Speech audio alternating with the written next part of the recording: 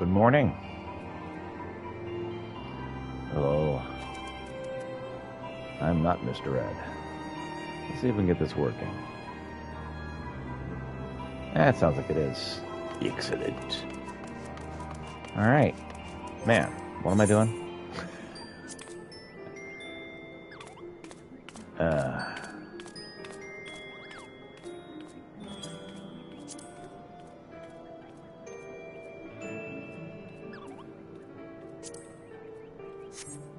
Okay.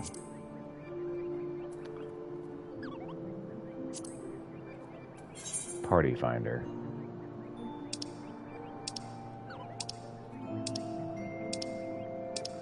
Rama Extreme. Good morning. How are you, sir?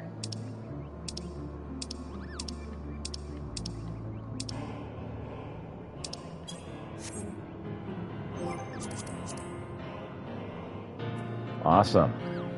So I think I'm going to go ahead and take on Rama Extreme here this morning. So if you wish to join me, you are more than welcome to. So Striking Tree Extreme.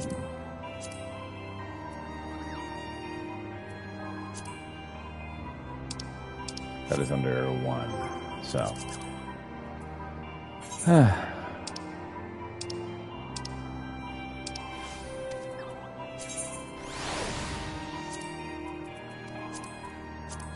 There it is, Striking Tree Extreme. Into completion.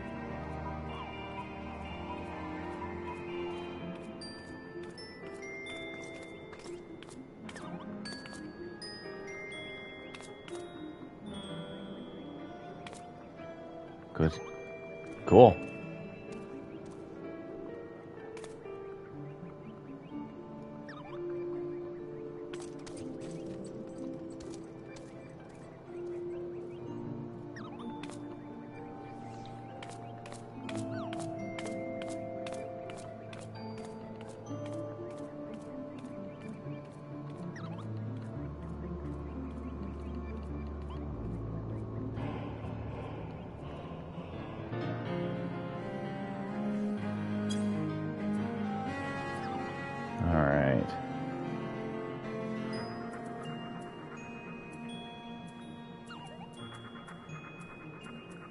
I'm still working on it, man.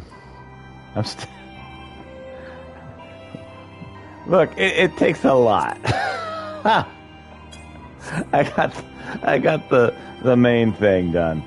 I'm going through all the other stuff. Yeah. There's just so freaking much. All right, let's talk to Harshafal. Or actually, no. Let's see what's down here that's marked. Patch stretch is long. Yeah, man. We are already half as long as the game proper. So it's like it's an extra 50% of the game.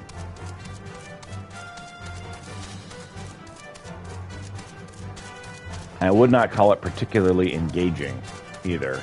So I'm really looking forward to getting to Heaven's Word.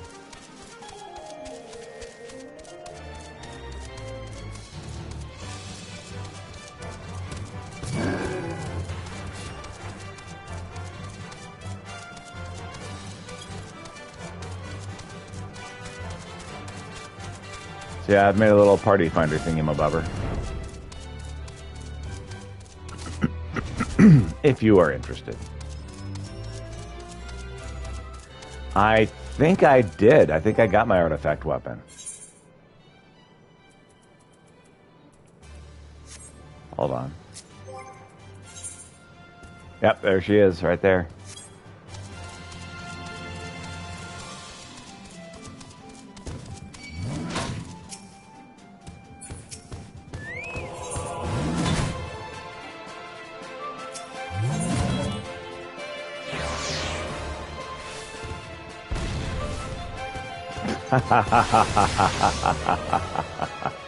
Then no, I haven't. I have merely unlocked it then.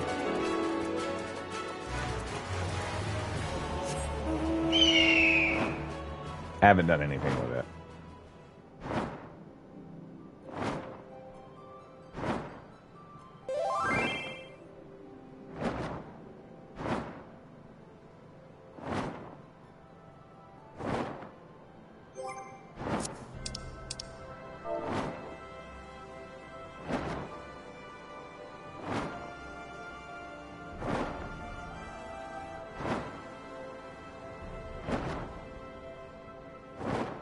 Okay, how do I talk to someone directly? Because I'm trying to I'm trying to respond to this person.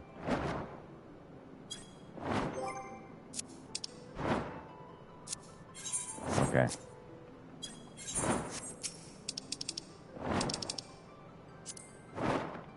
I think that's why I wasn't correctly responding to you. Do I have to say their name, or I just can say tell, and it's good?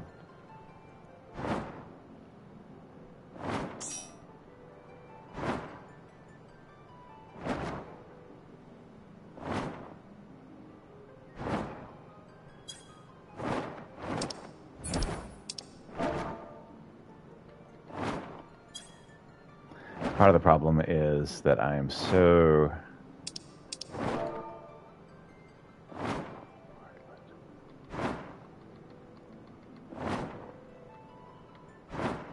It's hard to do on this.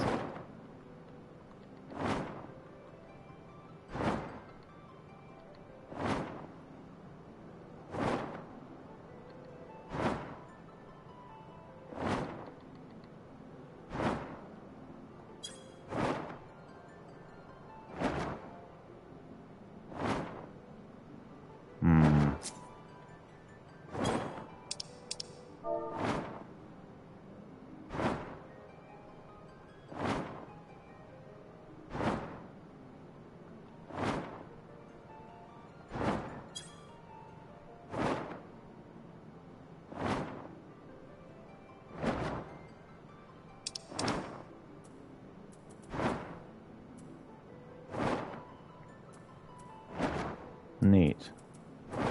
That would definitely make it easier.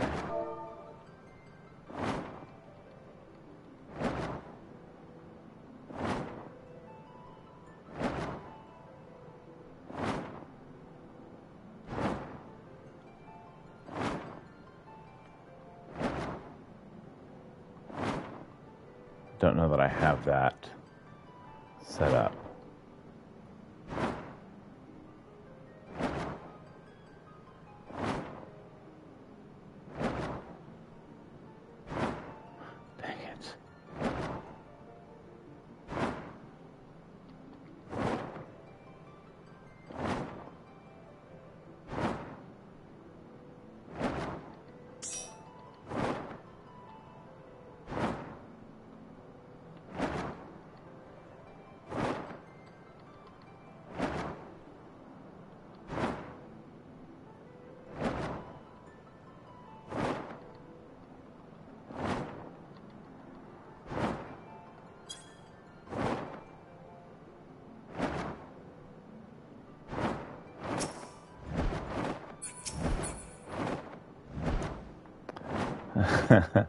I may need one. I'm not doing well. I'm struggling just to say hi.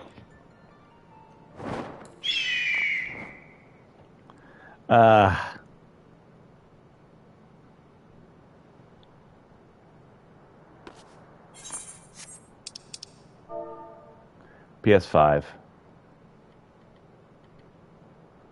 Is there a way to...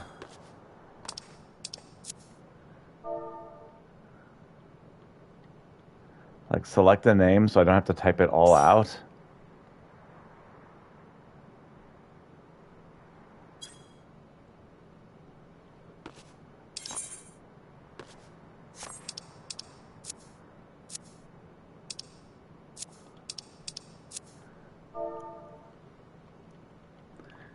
Welcome to Noob Adventures with Brad Fraser.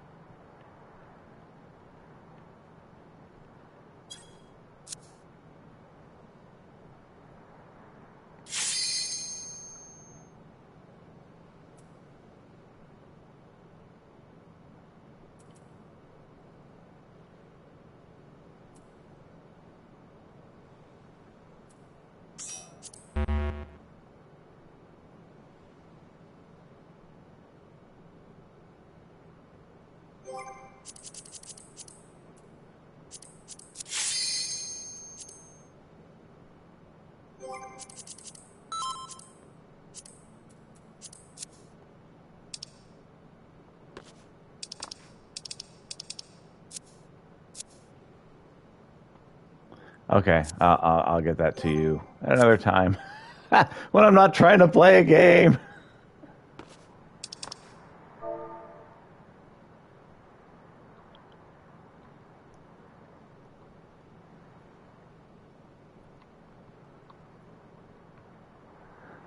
I swear I've been trying to do it. You know, right? Anna's currently asleep.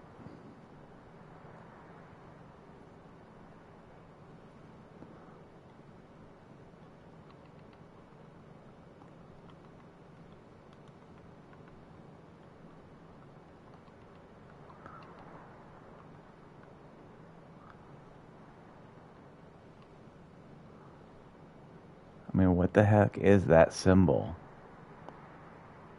I don't know how to do the flower thing.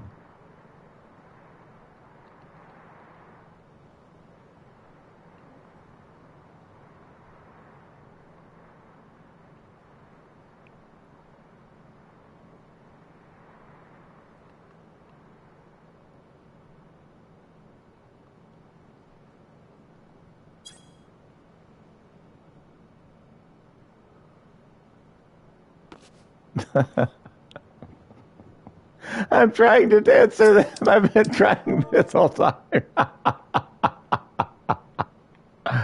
Oh, why is this so hard to do? Okay. How am I? What is the?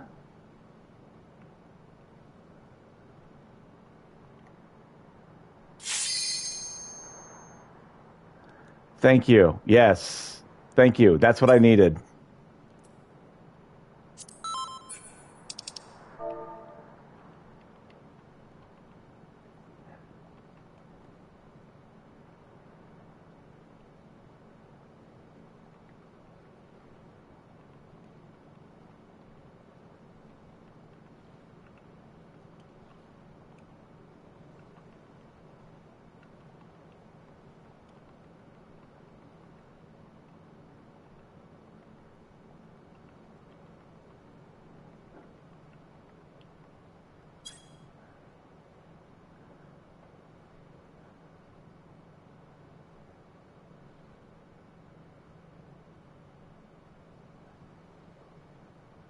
Okay, good. I can actually talk to them now.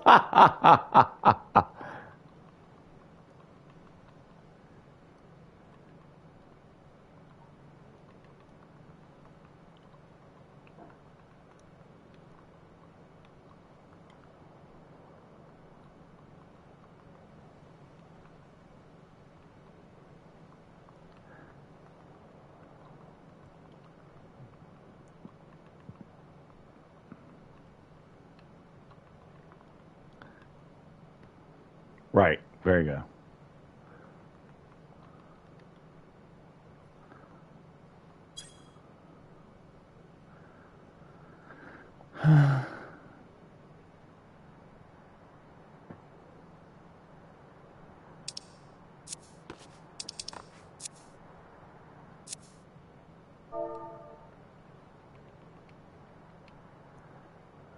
Okay.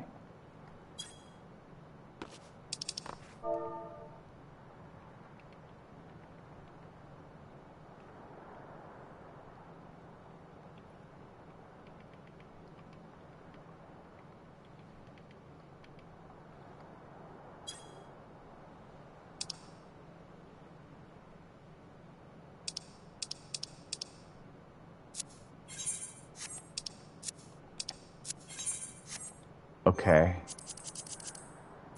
Party.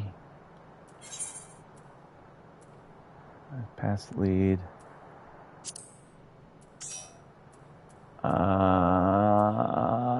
Promote.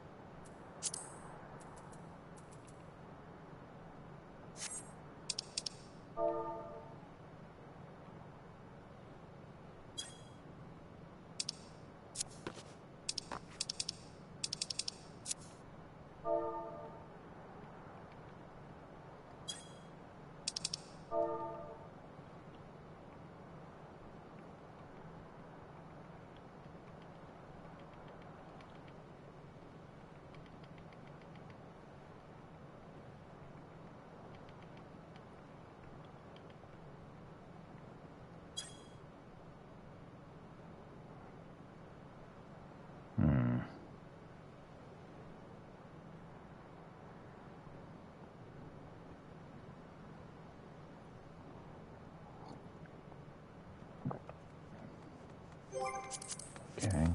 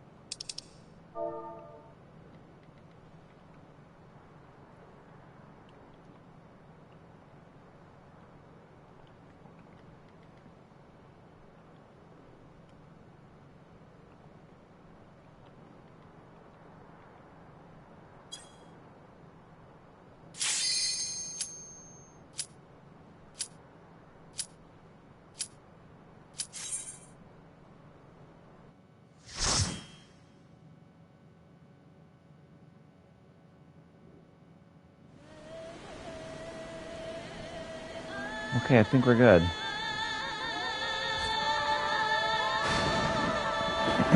Thank you for your help.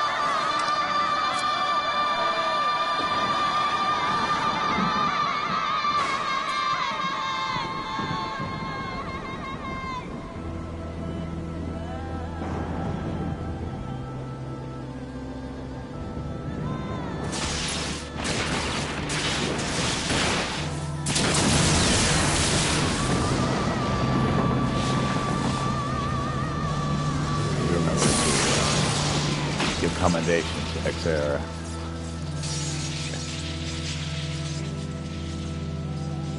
Did quite do what I'm doing.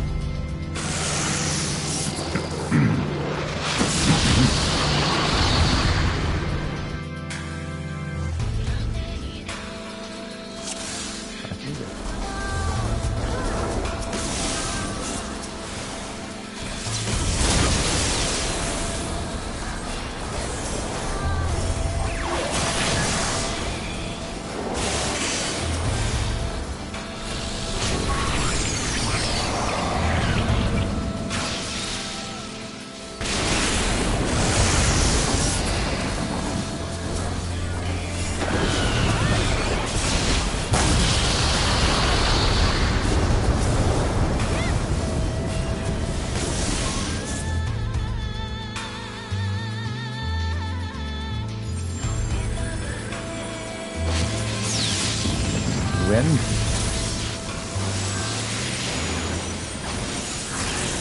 think we got it.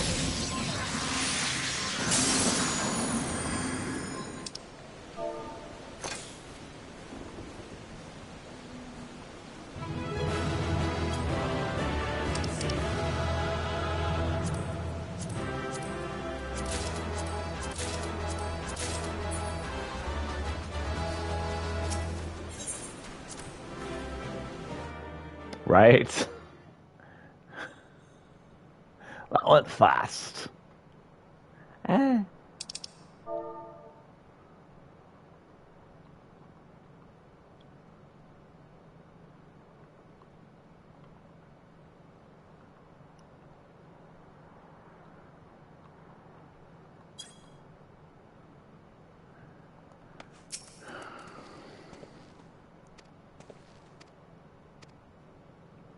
Oh, I'm supposed to be reading these aloud. I'm sorry. I got all distracted.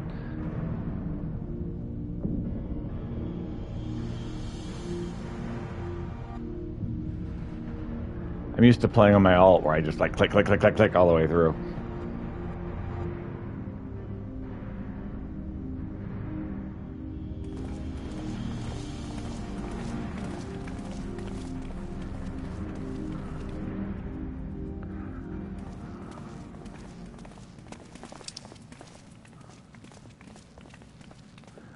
Ah, some old faces to lift the spirit. And oh, what's this voice? And a couple of new ones beside.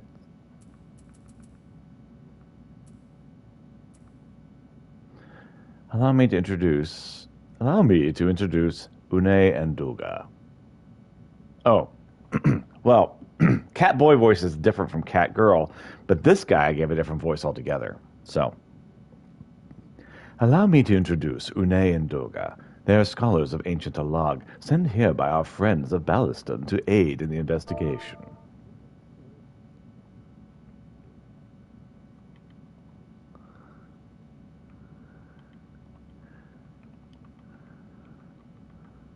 Just a moment.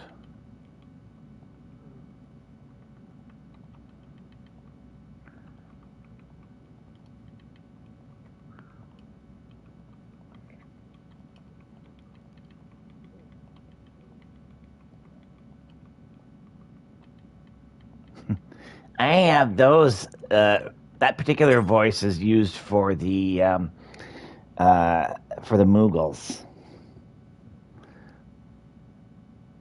And normally my cat boys sound like this one, Which you probably recognize.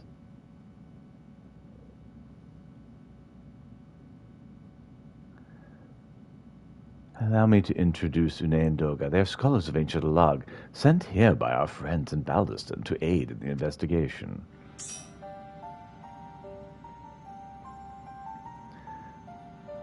I understand you're having trouble circumventing the tower's defenses. 'Tis our hope we can be of some small assistance. If your tires ought to go by, your assistance will prove invaluable indeed.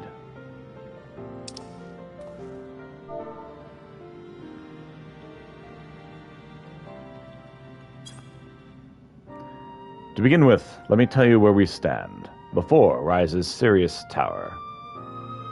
Circus Tower? Circus Tower, the principal spire of the structure, collectively known as the Crystal Tower. The only way to get us in through the proverbial front door, the imposing gate you see here. The problem is, we can't get it open. It's sealed by some mechanisms whose workings are an utter mystery to us.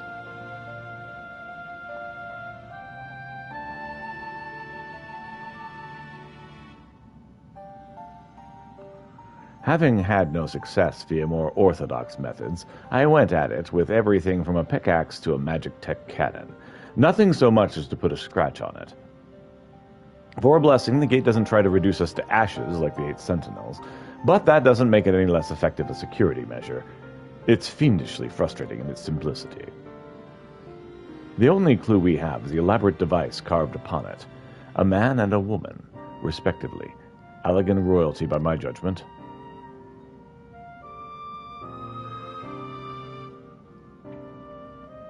Precisely who these individuals... Sorry.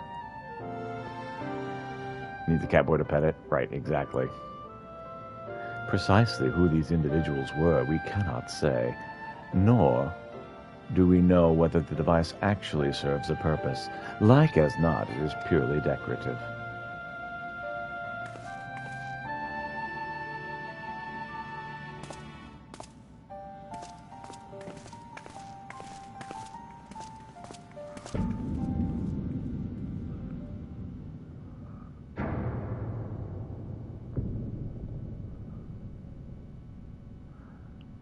You're thinking to force it? Save your strength. It's no use. Just ask the calluses on my hands.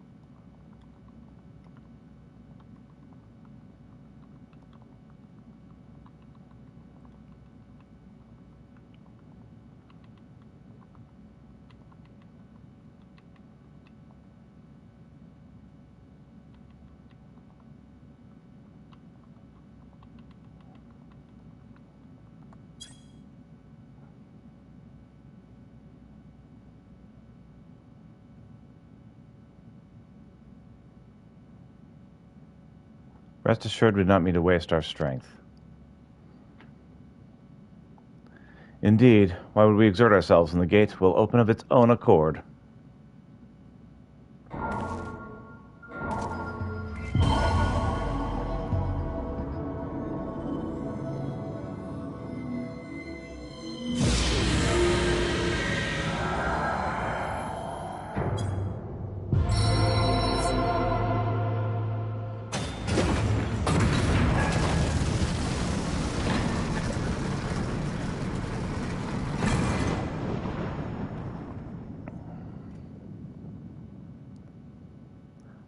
I didn't think any of us expected that to happen. 7 hells, what is this? What did you do? Wait, what are you?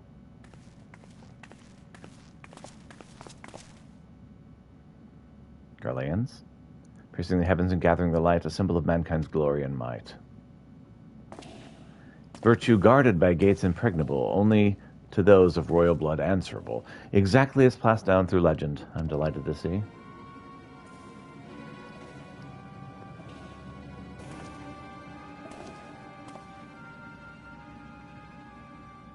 Smokey says hello. Beg pardons for interrupting your bewilderment. I couldn't help but notice the remarkable playthings you've acquired. Smokey really is very interested. Nero, you're still alive? Indeed. Hi, kitty. Garland, if I didn't know better, I would say you weren't happy to see me. But I jest. In light of our recent meetings, you have every right to be wary. But rest assured, I'm no longer a threat to you. My legion, for all intents and purposes, defunct, and my association with it means a tight loose awaits me back on Garlemund. And so I've been roaming this land Eorzea, regular itinerant. In the course of my wanderings, I chanced to catch wind of your latest venture. It sounded positively fascinating, and so I decided to come here and join you. After the wrongs you've committed, you think us that gullible?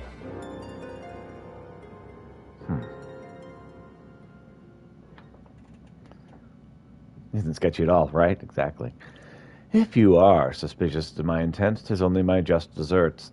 But I'm determined to make amends. As a gesture of goodwill, I will share with you what I know, starting with these 2 odd characters.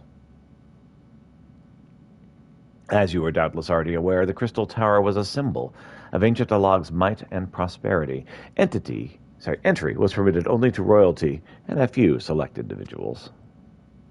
According to the records I've unearthed, only royal blood can open the gate. In other words, the Emperor and his progeny are living keys. You mean to say that these 2 are descended from Allagan royalty? Oh, I suggest nothing so glamorous.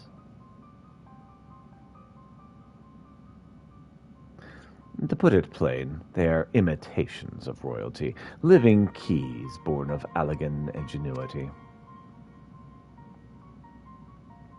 Clones, I believe, is the name your creators gave your kind. Is that not so?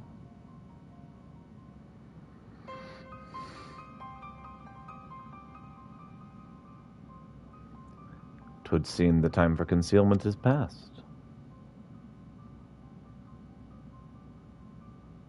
Pray, accept our apologies. It was not our intent to deceive.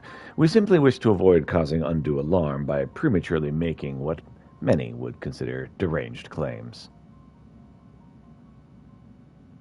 If it please you, let us return to the 8 Sentinels. There is much and more to tell.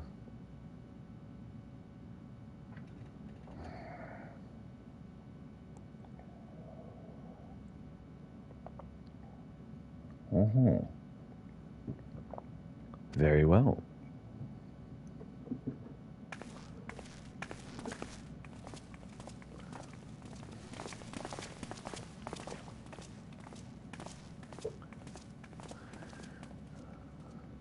Seven hells, you seriously mean to follow us around? Come, Garland, you know me better than to think I spoke in jest. What more will it take for us to be reconciled? A gift, perhaps.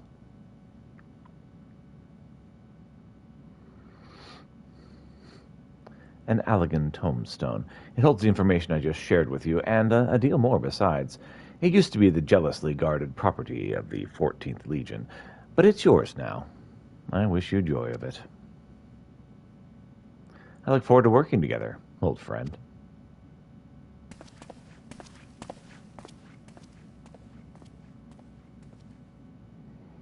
Yes, Kitty, I know. Kitty needs love. Now, right now. What's up, Doga? If you're ready to listen, we shall tell you all. As it pertains closely to your investigation, your leader, Rambros, may wish to be present.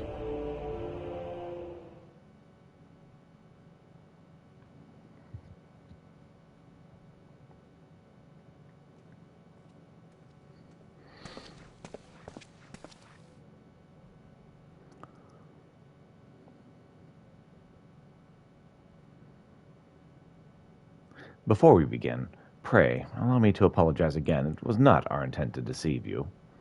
As you have already gathered, we are not scholars sent by the students of Baldistian. Nay, we are clones, copies of people who once existed, given life through Allagan technology. Well, this is rather a lot to take in.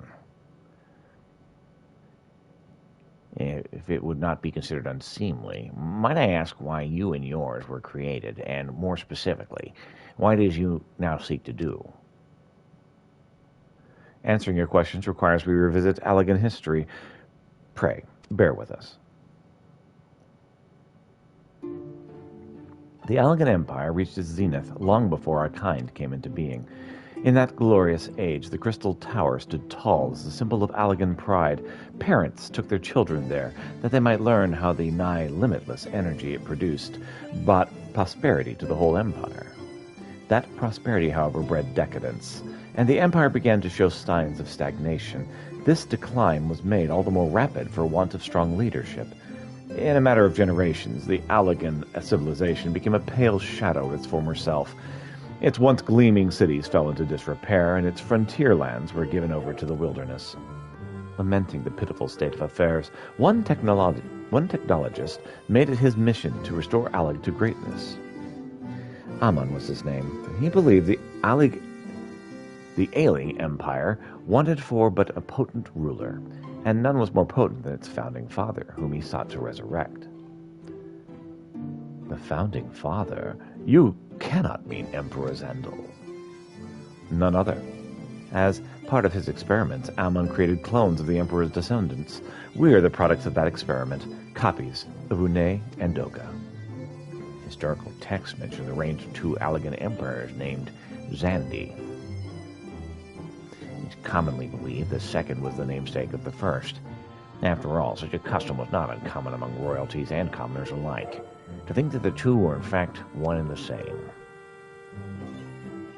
Aye, Zandi returned from the grave and assumed his throne once more, and true to Amon's prediction, the empire restored its realm to glory it once knew. Would that he could have been satisfied with that. In his previous life, the emperor desired to bring the entire world under Allagan domination, an ambition that ultimately went unfulfilled. Having been granted a second chance, he was determined to succeed. Realizing he needed more power to wage his war of conquest, Zandi turned his sights toward the forbidden source, darkness. In order to learn how to harness this power, he converted the Crystal Tower into a restricted research facility. Darkness again. Seven hells. What is it with megalomaniacal rulers turning to darkness in their lust for power? Well, at least this one won't be bothering us, being thousands of years dead and all. Would that you were right, Master Garland.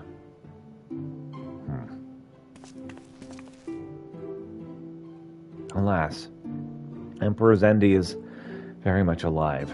Within Circus Tower, he still abides, his ambition burning all more ardently for his empire's collapse.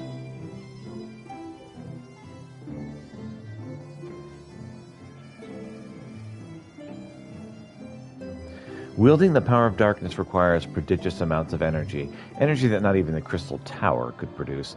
In order to augment the shortfall, Dalamud was created and launched into the heavens. On high it hung, gathering the sun's energy and channeling it to the tower below. However, a miscalculation resulted in a surge of energy that escaped into the land. This triggered an earthquake of unprecedented violence, the calamity that ushered in the Fourth Umbral Era. In the blinking of an eye, the mighty Allagan Empire was laid to waste. Yet even as the Crystal Tower was sinking into the earth, the technologist Amon, now Emperor Zandi's closest aide, invoked powerful magics, and halted the flow of time. Every soul within this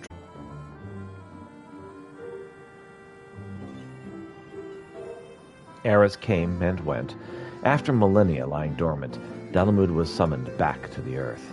Its descent triggered the seventh umbral calamity, in the wake of which the Crystal Tower re-emerged.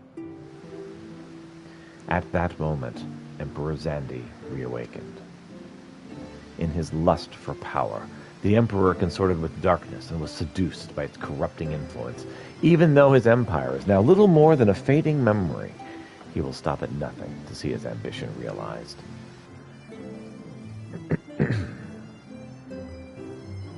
What seems bad?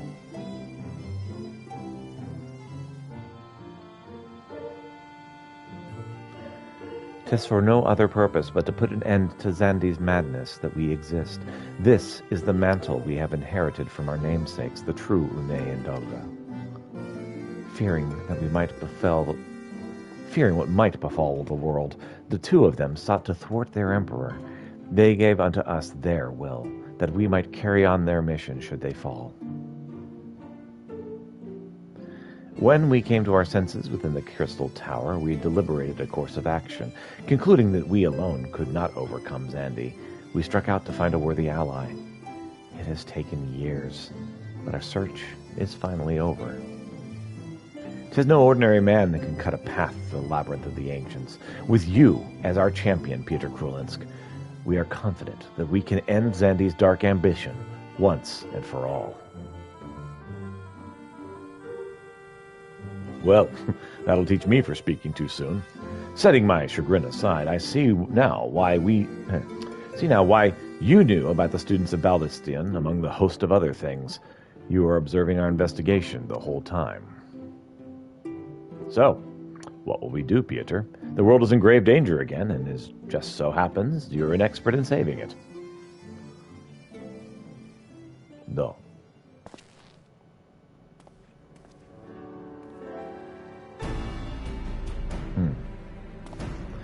You have our eternal gratitude. Together, let us see the Allegan Empire's dark past laid to rest. Yeah, boy. It's been our mission to recover the long-lost knowledge of the Allegan civilization. But what worth is that knowledge if it means subjecting the realm to peril? Truth be told, it pains me to think that the Tower's secrets might become lost to us. But the greater good must ever come first.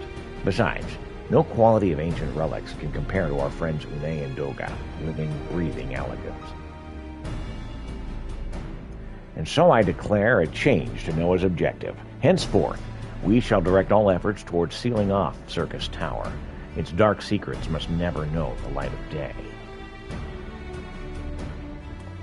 Peter, as you did for us within the Labyrinth of the Ancients, I would have you enter the structure and eliminate hostile elements.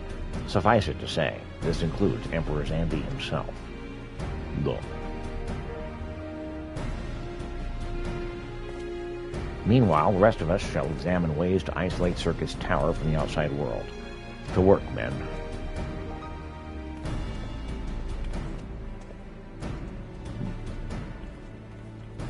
Of course.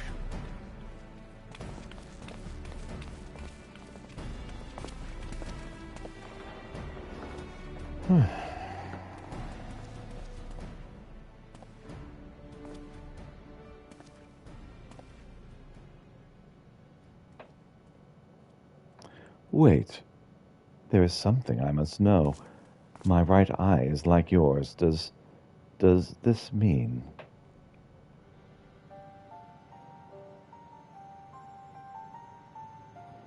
You inherited the trait from your father. You inherited the trait from your father, you said. Know that clones are unable to bear offspring. You have no cause for concern. The Allegan eye, as you called it, but it is to us the royal eye, owing to the fact that the trait manifests only in those possessed of royal blood. I cannot well explain why the eye runs in your line, but I am disinclined to think it a coincidence. Though you are doubtless impatient to learn the truth, pray, have patience. All will be revealed in due time.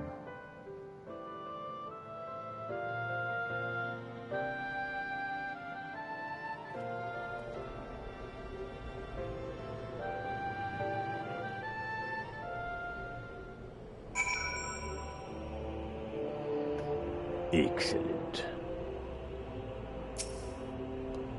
What's up, Gratia?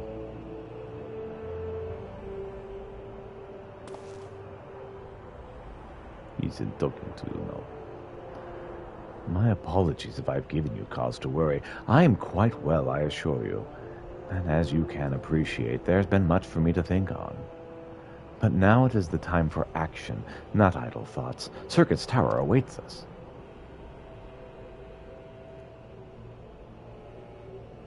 Gonna play Entry to the Gladiators. Your task is to eliminate all hostile elements within the structure, Xanthi himself included. This will afford us a chance to seal off the facility. May the crystal grant you strength. May the crystal grant you strength.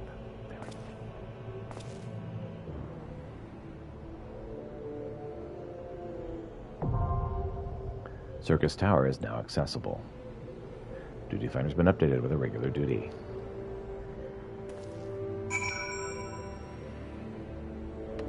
Alright.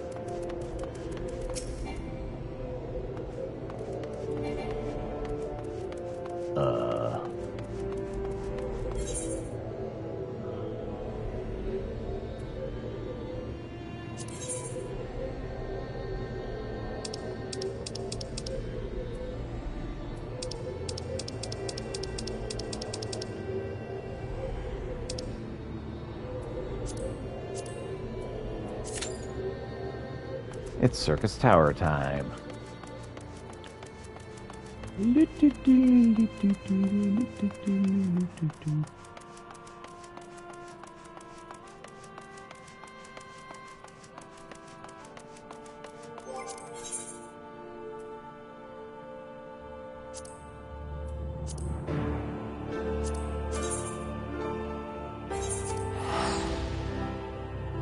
Alright, we're going to work on this while we're waiting for the Circus Tower to go.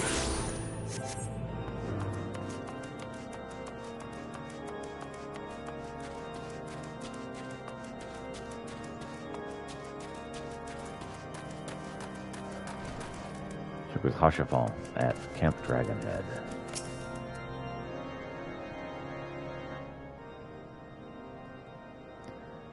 What were you thinking, Pieter? Sorry, wrong voice. What were you thinking, Pieter? Waging your very being on a dubious theory that might allow you to enter Iceheart's lair, knowing full well that she could sufficient forewarning to complete her ritual to summon Shiva anyway, and then, engaging the abomination in mortal combat? By the Fury, Pieter, 'tis the stuff of ballads, a battle for the ages. Would that I had been there to fight by your side. Yet here I was forced to wait, condemned to wonder at the fate of a dear friend for a veritable eternity. I would not wish such torture on my most hated enemy. But you are here now, and that is what truly matters. Let us move on. Sir Amaric wished to have words with you and Master Alfinor in private. He awaits us at the Intercessory. Bon.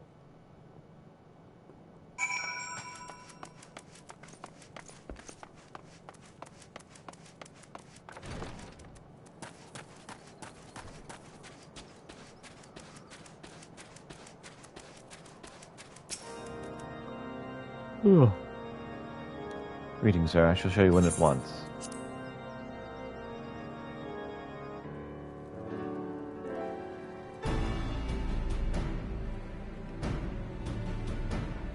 On behalf of the Holy See of Ishgard, allow me to express my deepest thanks. Never before have we been required to contend with a primal.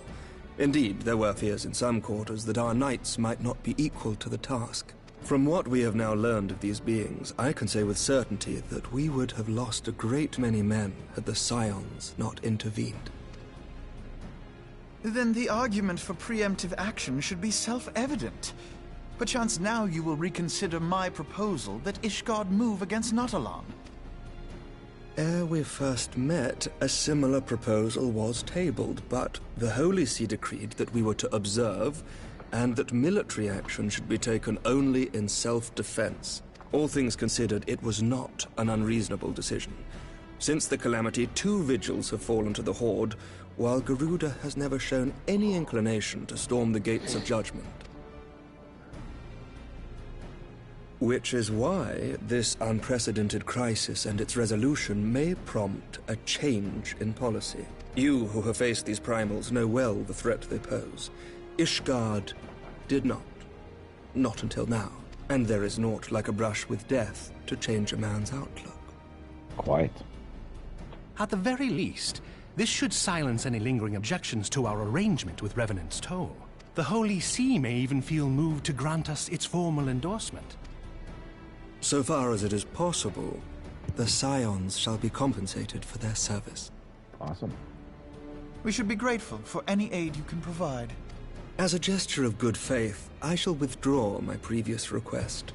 Your people are doubtless needed elsewhere. That will not be necessary. We, too, have a vested interest in watching Dravania's movements. I see. Once more, I must thank you. Sir Emmerich, if I may, do you truly believe that Midgard-Zoma could return? The heavens are a window unto truth, but those who interpret their movements are not infallible. I requested your involvement as a precautionary measure. But of course, you sought an excuse to compensate us from the first, mindful of what would happen if Revenant's Toll were taken by your enemies. Ishgard is not wont to aid its neighbors, but that does not preclude it from manipulating them to serve its own interests. Choose your next words carefully.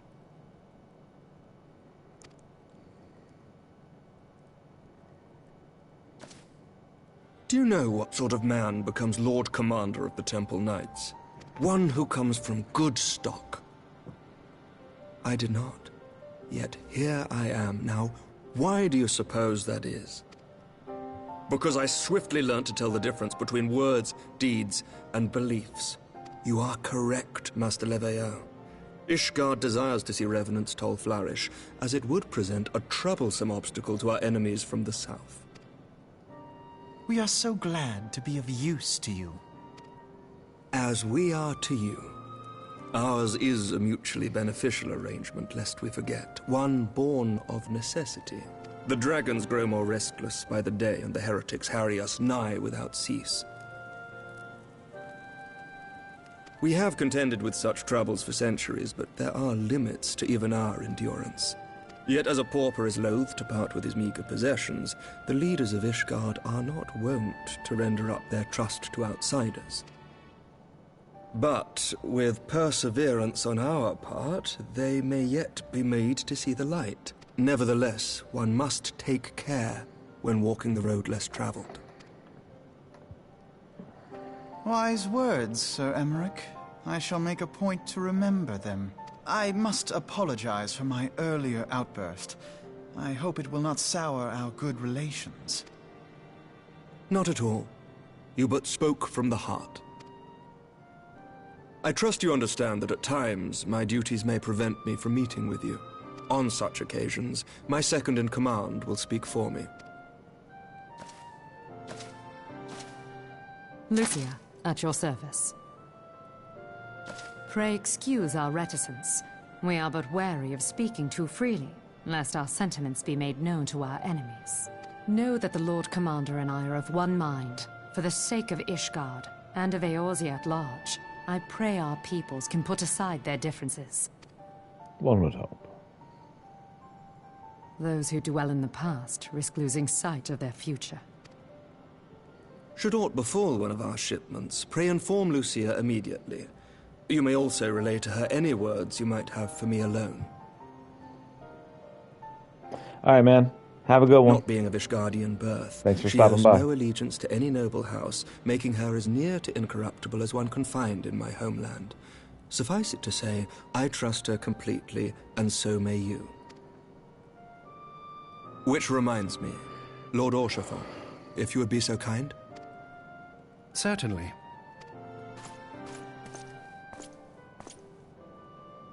In times such as these, trust is ever in short supply. Mayhap this will go some way to rectify the problem. The results of our investigation into the heretics' recent attacks, as well as our interrogation of the merchant you detained. Sir Emmerich, I cannot thank you enough. Think nothing of it. Ishgard may be many things, but it is no friend to Garlemald. Did I not tell you to have faith, my friend? Excellent.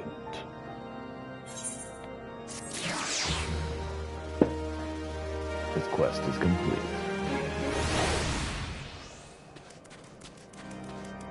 Still waiting on the circus tower.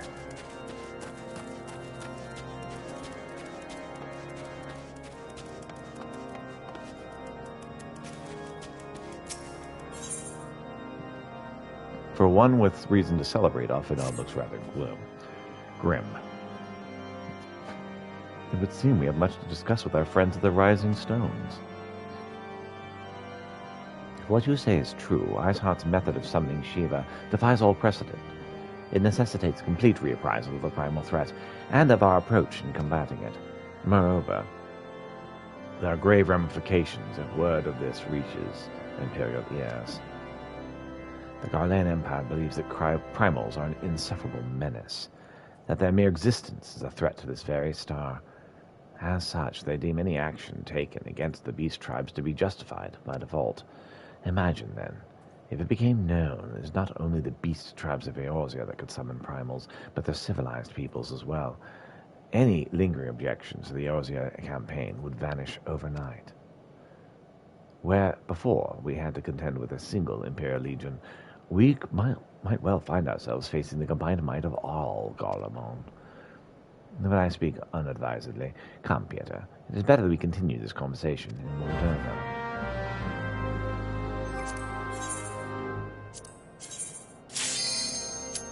Let's go. It's time to go take the circus tower. Yeah, boy.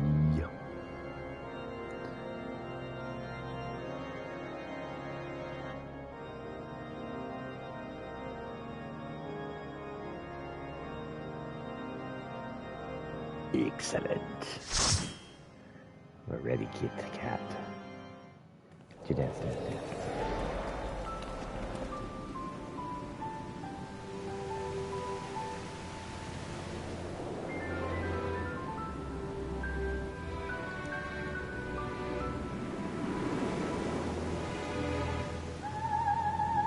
It's a happy cat.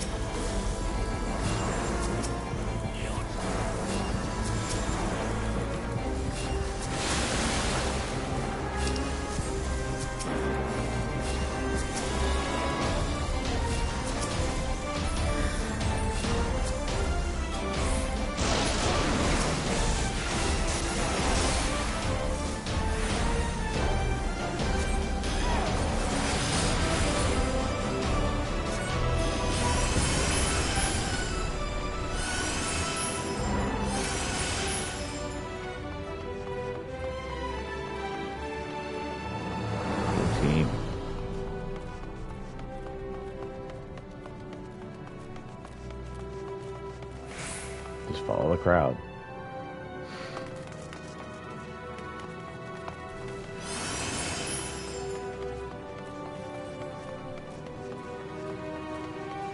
You just assume somebody knows where they're going.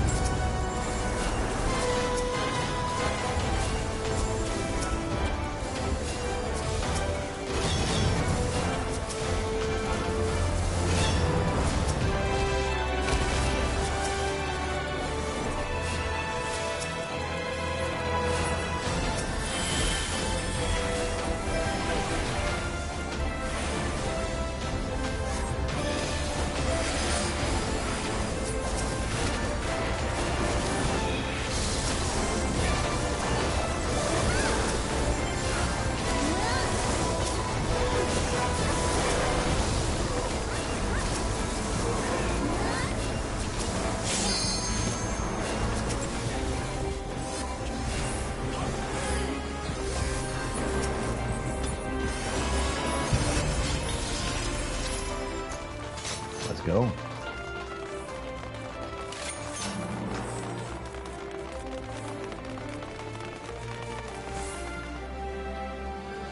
right.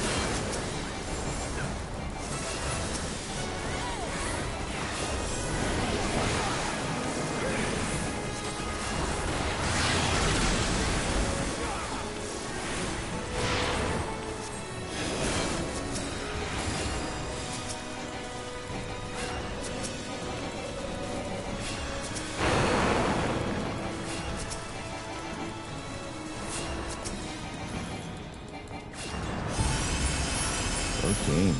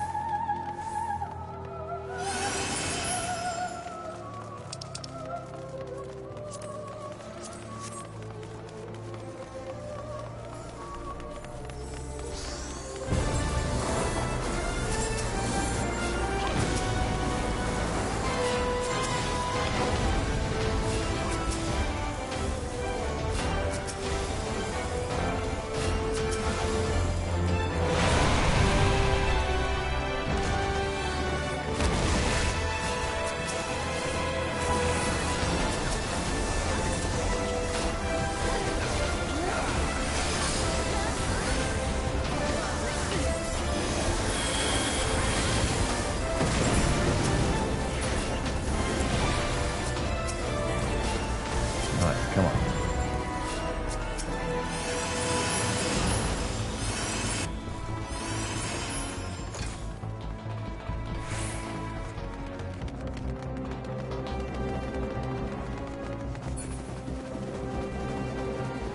Follow the leader.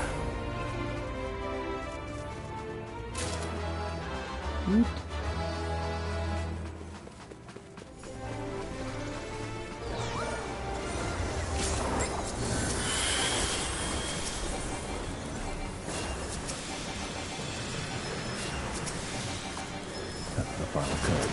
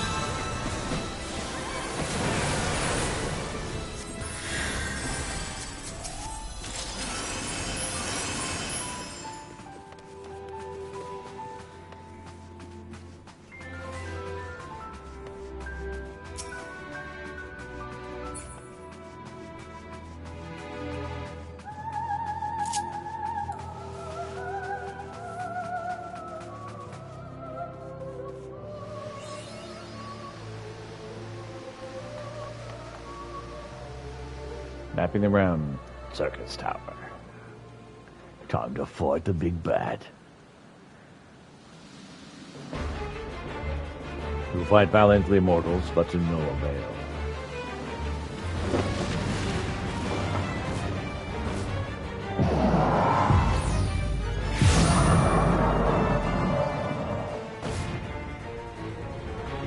Absolute darkness draws nigh.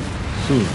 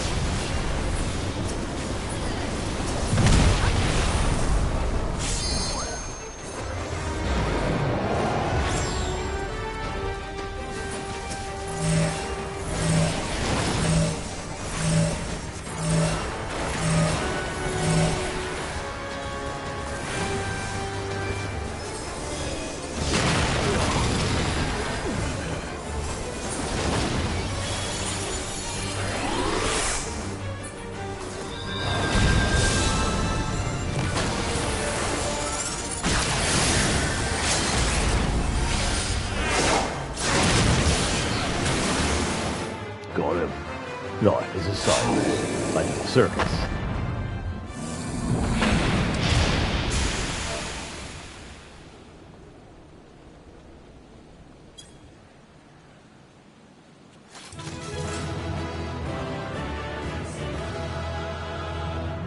Duh.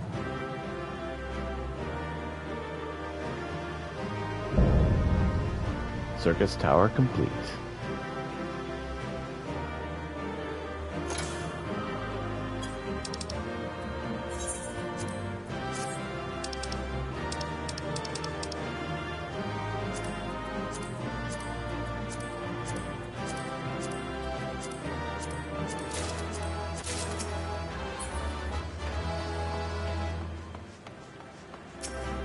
I guess we got everything, didn't we?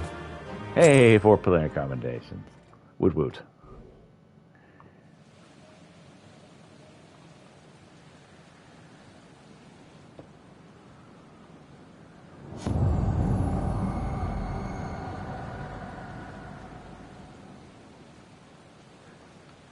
Theater.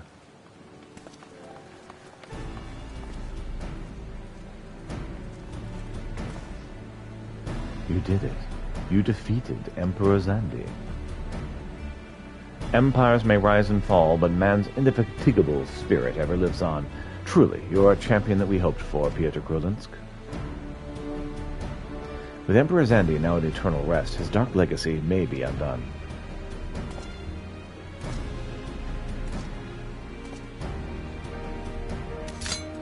Or will it? What are you playing at now, Nero?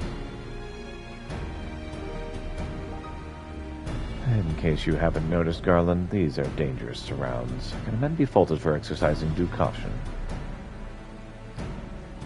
At any rate, you needn't mind me. I'm perfectly capable of looking after myself. Go on and finish what you came to do.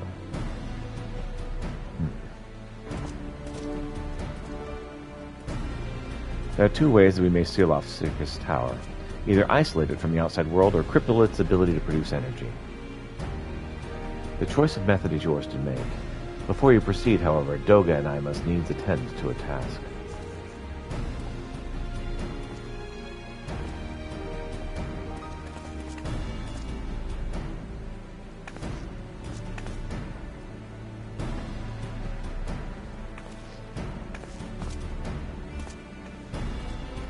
That distortion, what is it?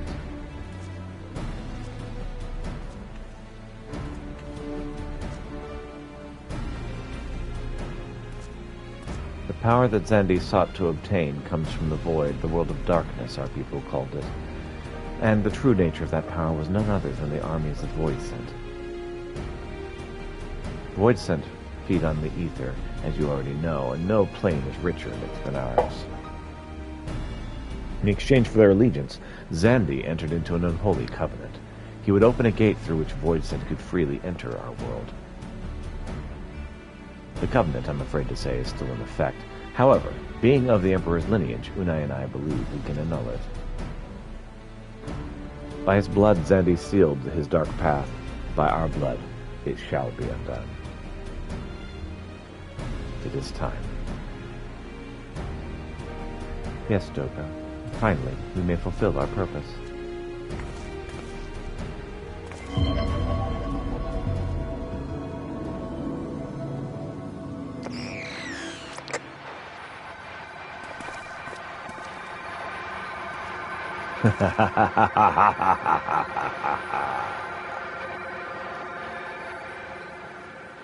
Oh, be still my beating heart. For a moment I feared this outing would end in disappointment, but my readings are not mistaken. Not even Ultima Weapon compares to this. What are you going on about?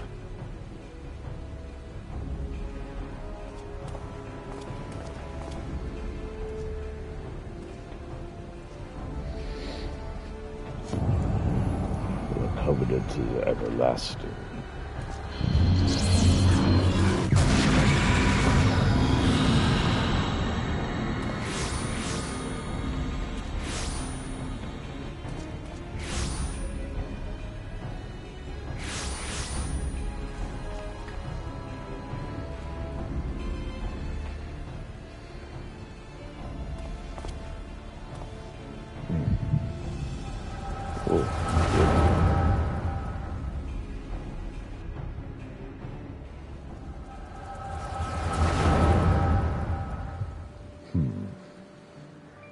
Look how swole I am.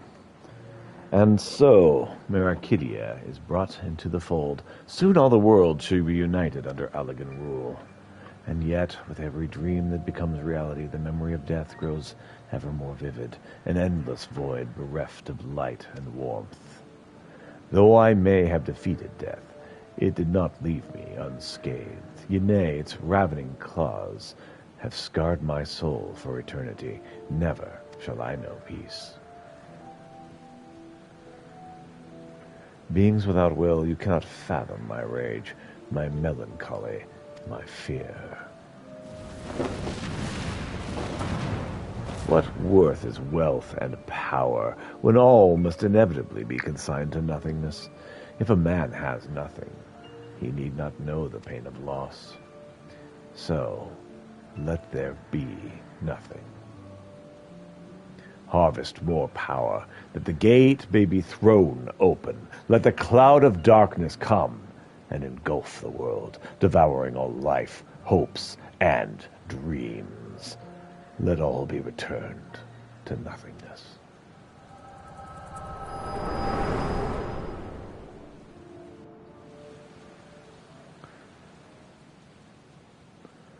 Look at my head.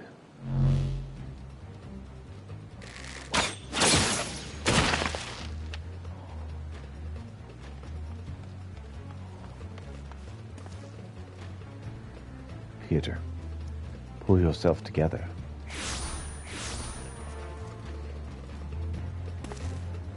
Is there no end to them? What in the seven hells is happening? Oh, my head. Oh, not now, damn it.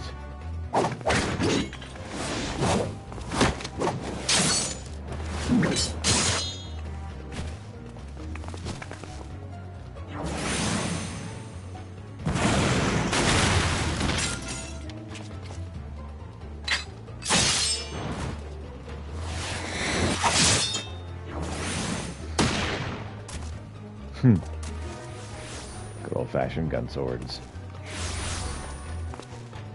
As is tradition. Nero, were they part of your grand plan too? Save your japes, Garland. I didn't put up with your arrogant face to play with worthless clones.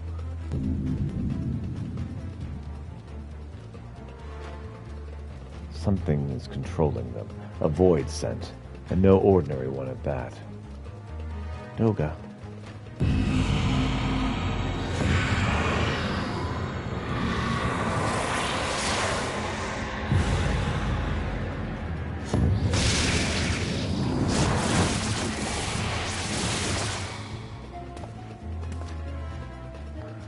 Confounded. Without them, there's no way to master the darkness.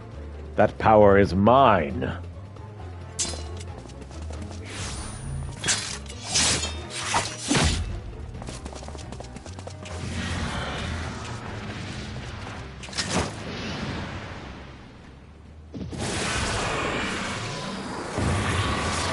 And off you go as well. Nero.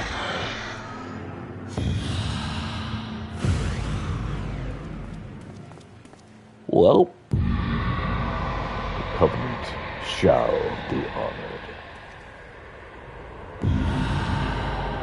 I am the cloud of darkness. I shall devour your light and return this world to the void.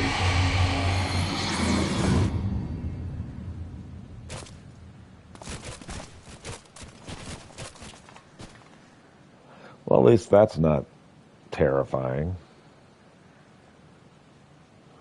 Damn it. The rift is gone. What are we supposed to do now? As much as it pains me to leave without them, there's precious little we can do.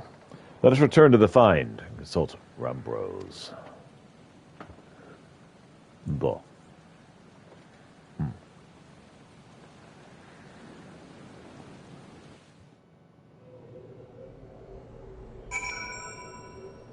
We have now finished the circus tower.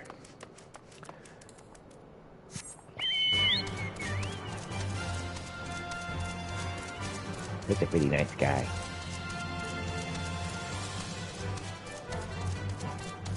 Yes, Kitty, I know. You're totes adorbs.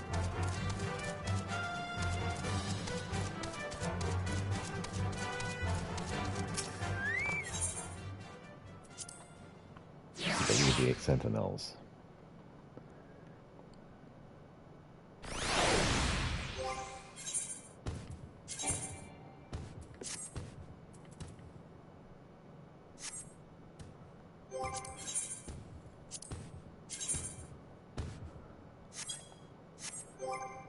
Alright, to the waking sands.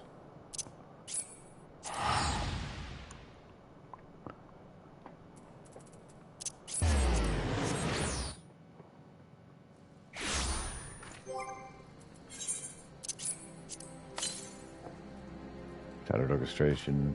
Roll is added to your orchestration list.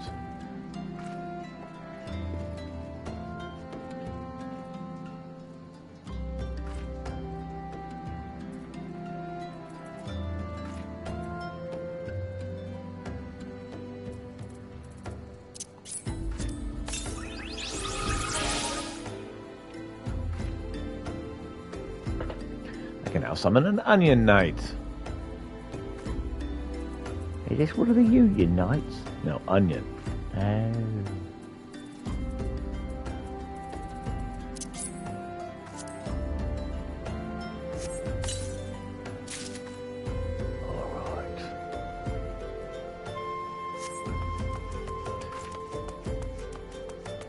We'll just get this one done.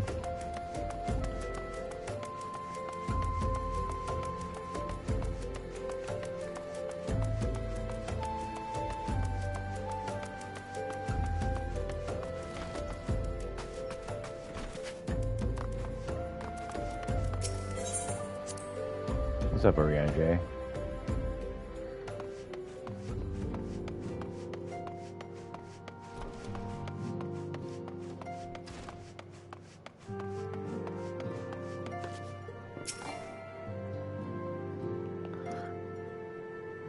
Greetings, Pieter. Though I would not discourage the company if you cross the threshold of the Waking Sands, were on a mere whim. Does this require mine aid in some matter? I took care of your Ifrit problem, or what is a Ramu problem. Lord of Leven was returned into the forest.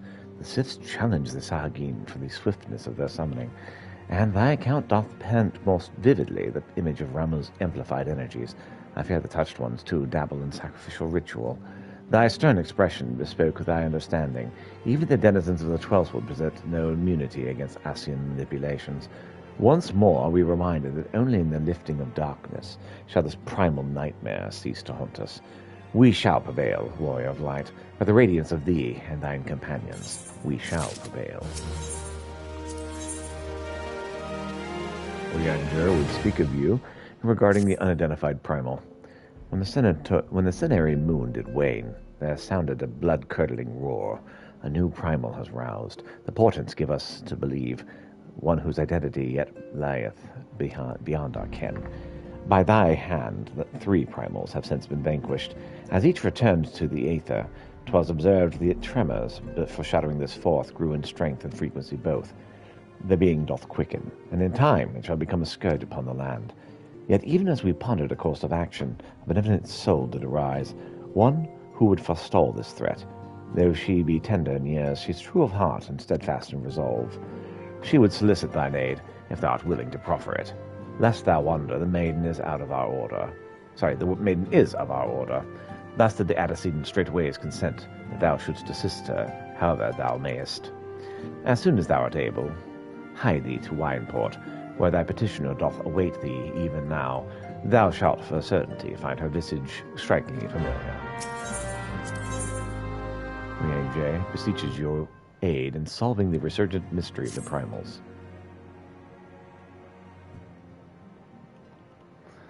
It is decided the stance of the scions must evolve from shifting sand to unyielding stone. My place, however, is here, in this land of unending tragedy. Ere must I remain, until the true nature of the primals is revealed unto me. Many seasons did I toil to fashion a net across this vast realm, a net that catcheth not fish, but nuggets of wisdom more valuable than gold. Yet, even possessed as this hoard of knowledge, I cannot purchase all the keys to the confounding doors that bar my passage. Thus must I presume to unsheathe the blade born of light. Thine is a strength that shatters the stoutest barriers, and doth pierce that which obfuscates the important gaze of ordinary men.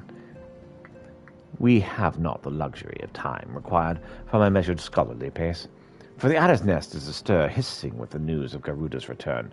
Her winds have grown ever more violent, ever more destructive.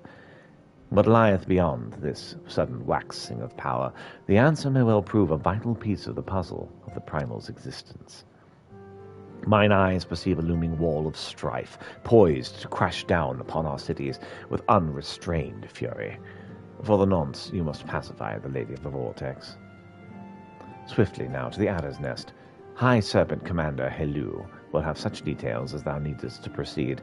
I shall await thee, the Waking Sands, and pray for thy success. Done. Request accepted.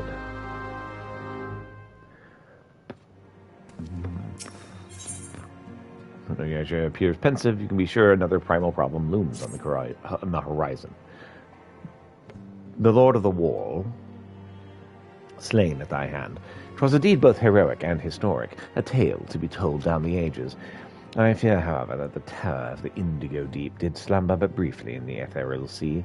The maelstrom hath assured me with unhappy certitude that Leviathan doth stir from the abyss once more. Should this indeed prove the case, then we face a most troubling and chilling predicament. The Lord of the World is a voracious being. Not less than a treasure trove of crystals would serve to lure the entity back to our plane of existence. 'Tis folly, then, to believe the sea-bound beastmen could gather such a haul with such an impossible alacrity. The Sahagin, I believe, have been entertaining Asian guests. The threat of unprecedented magnitude now loometh over Limsa Laminsa. Take thee the swiftest road to Maelstrom Command, and offer thy stalwart service. Thy shining light must needs illuminate the ocean's darkened swell.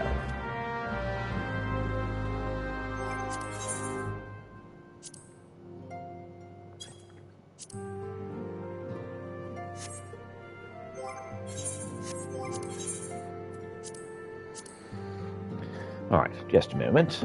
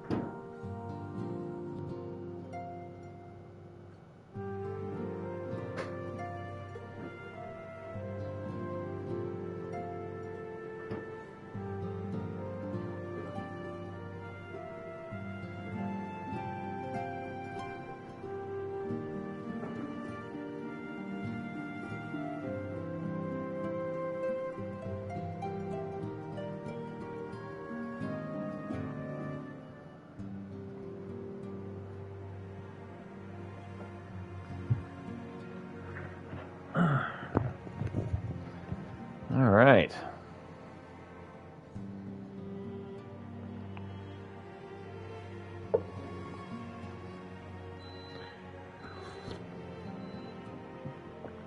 All right, let's go.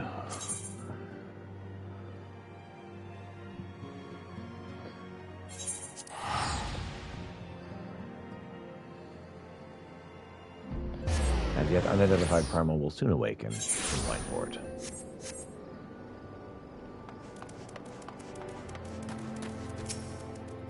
I'll see. It's been a while, adventurer. As I recall, my brother Alfinor took the liberty of introducing us when first and last we met. Oh, it's Alfinor's sister. Cool. But for the sake of propriety, I'll laissez Lavalier. I thank you for coming. I have heard much and more of your exploits. By your hand, the Black Wolf slain and his ultimate weapon destroyed. You possessed a great strength and courage, that much is plain. I shall have need of one such as you if I'm to see my mission through to its conclusion. Now, as you may be aware, the violence of Dalamud's fall changed not only the face of the realm, but also the base of his realm. Specifically, it played havoc with the etheric currents, creating vast confluence of aether below the surface. Among other phenomena, this led to the formation of subterranean caverns at key points of stress. One such cavern lies beneath Castrum Occidens and extends to only the gods know where. Despite appearances, Castrum Alcidens is as much of a research facility as it is a fortress. Gaius von Belsia chose the site for no other reason than to probe the caverns without interference. As you went about vanquishing the returned primals, I observed the repeating wave pattern of the aether, corresponding exactly to the dates which you were reported to have failed Ifrit, Titan, and Garuda. Upon closer examination, it became clear these unique waveforms emanated from deep below the aforementioned stronghold. Crucially, I recorded the same pattern during the recent celebrations, and have since been given to understand this phenomenon bears a disquieting similarity to one observed shortly before the calamity. 5 years ago, my grandfather invoked the power of the 12 that he might contain Bahamut. Alas, his efforts failed, and he vanished, together with his foe. I would know the truth of what transpired that day, of grandfather's fate, and of the metamorphosis that swept across the land. In casting light upon these mysteries, we will find a way to cure what ails this world. It is my belief the answers we seek lie hid within the depths of the cavern. I would have you accompany me in an expedition to find them, Pieter. The truth be told, I am not wont to rely upon others, and have thus far handled matters alone. Yet I am not blind to my limitations. Unescorted, I cannot hope to succeed in this endeavor. I swore that I would find a way to restore peace to Eorzea. If you desire the self-same, then aid me, as you aided my brother and the Scions. Though I am in your debt. You are a man of action, and I sense that we will accomplish much together. Let us not waste any more time. As I mentioned, Castrum Alcidens straddles the cavern I wish to explore. If I am to have hope of reaching it alive, I will need you to infiltrate the stronghold first and locate a path into the depths. Once you have done so, pray report your success to Storm Private Jabroka. You may consider her my assistant here in Wineport. I have every faith you will not fail me. 12 speed your way, Pieter. Excellent.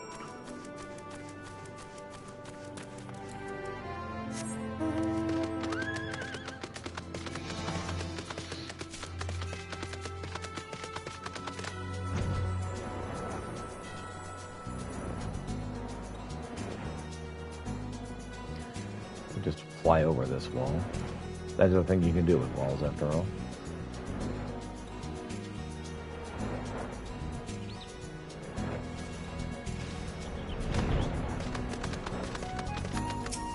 Laboratory site gate.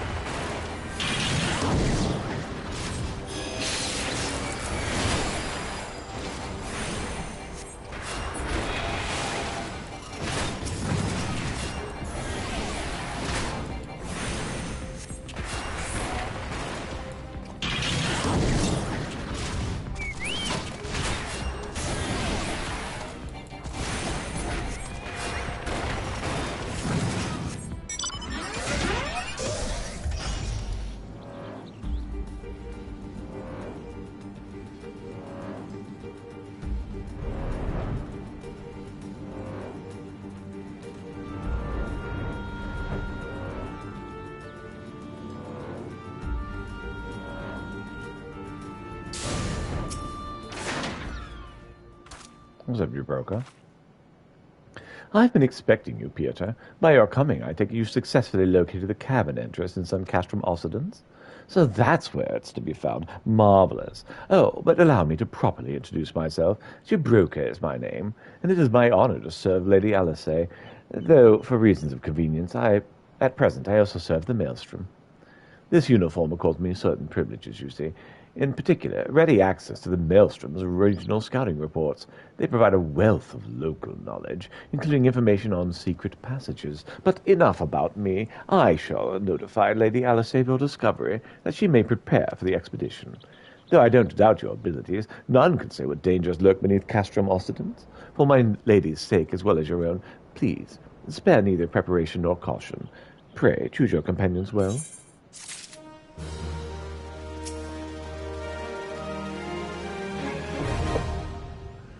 binding coil of Bahamut, now accessible.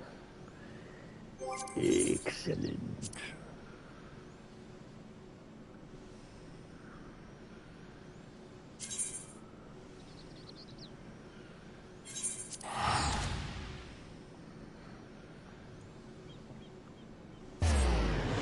Hello.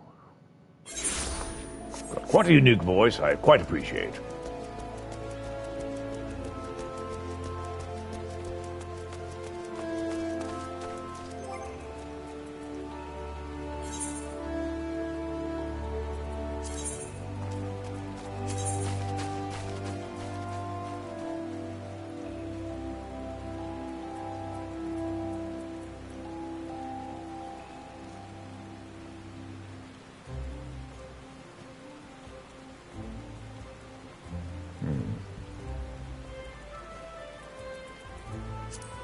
Oh yes, definitely going to use the white. I like that.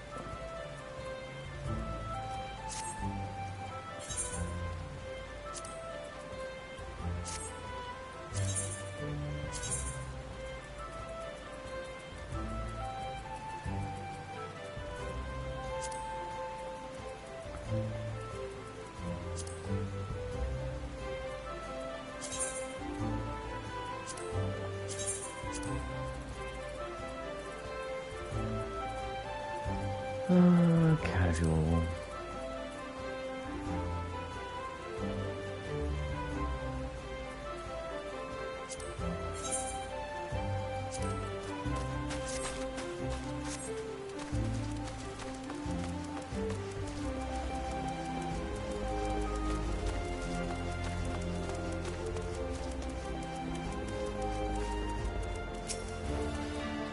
Ah, Sergeant Krolitsk. Might I deduce from your stern expression that you have heard the disturbing news? I, Garuda, returns once more to plague our nightmares. I fear this incarnation of the lady is more tempestuous than aught we have witnessed. If you're prepared to face this roiling storm, then I will be brief. I will brief you on what must be done.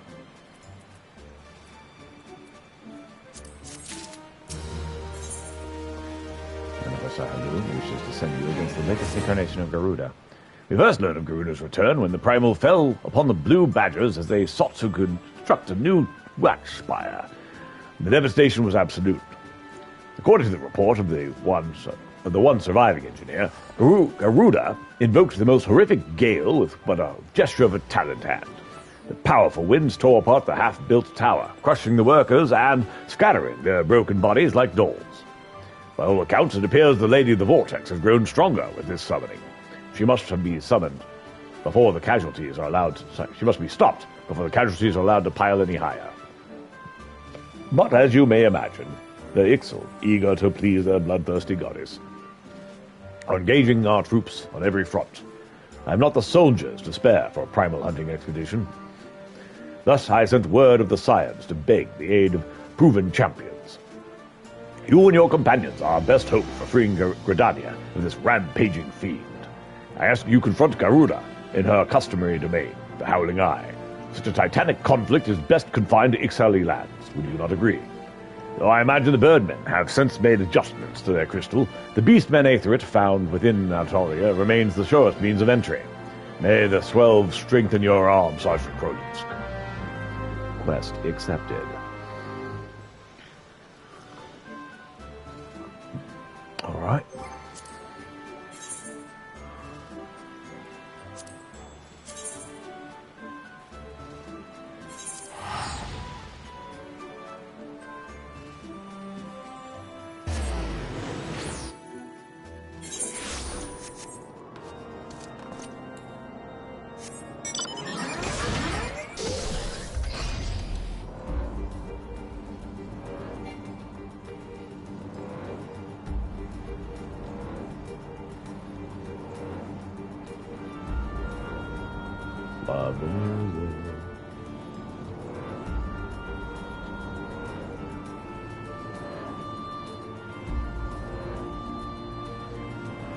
It really is quite cool.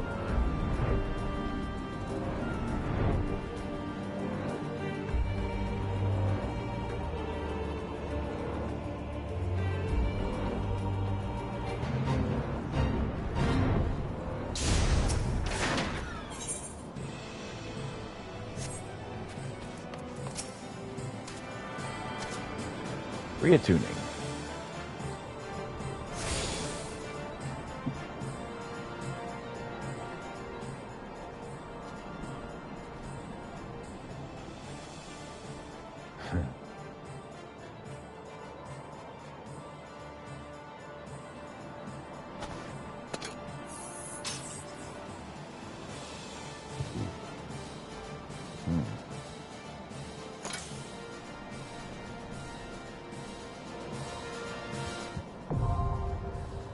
Finder has now been updated.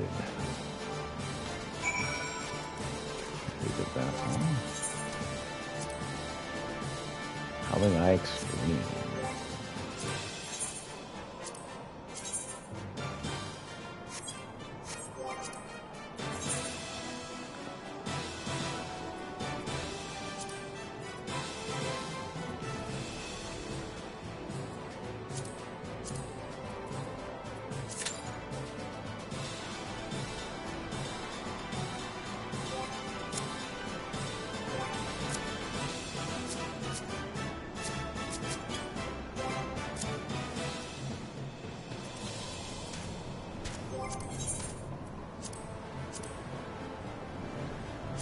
Go speak to Maelstrom Command, then.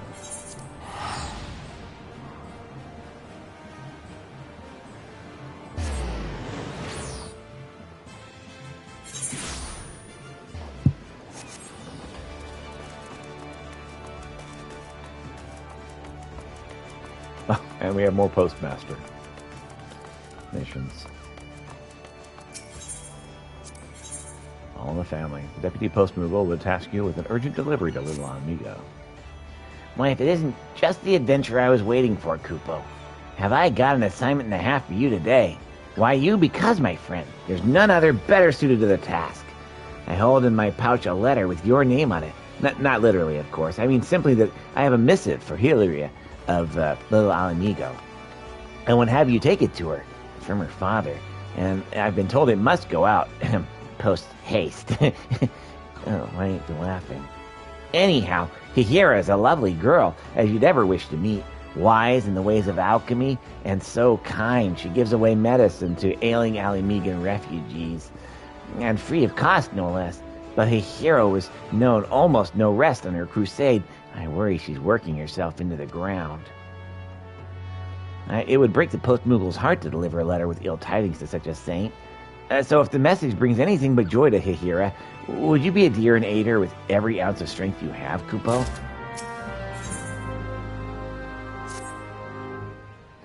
Why, if it isn't my obedient trusted assistant, back for more. I've got something a little more demanding for you this time. It's nothing less than a demand for satisfaction, Kupo. That's right. Firebrass the Dull wants a duel with Ansem Larkscall, to the death, no doubt. They're a pair of the most barnacle-brained pirates that ever got washed ashore. They're always cracking each other's heads open for something or other over at the Candlekeep Bay. Candlekeep Quay? Whatever. When Anselm's with a loose end, that was the majority of the time, you'll find them loitering around Limsa Laminsa. So go and say hello, and make sure it gets Freebreeze Challenge. And don't forget, a prudent post person always sees his mission through to the bitter end. Good luck, Kupo.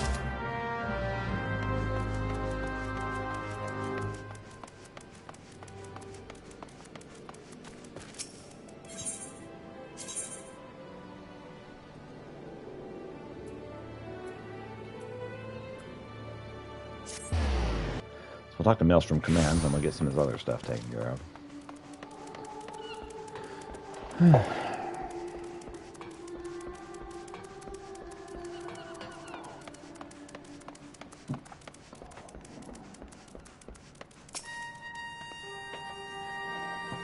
Peter of the Scions, you are as ever a welcome sight at Maelstrom Command. Our worst fears are realized. The primal leviathans return to threaten our shores. We did not think it possible for the fishbacks to summon the rapacious god without a considerably longer period of preparation, but there can be no mistake.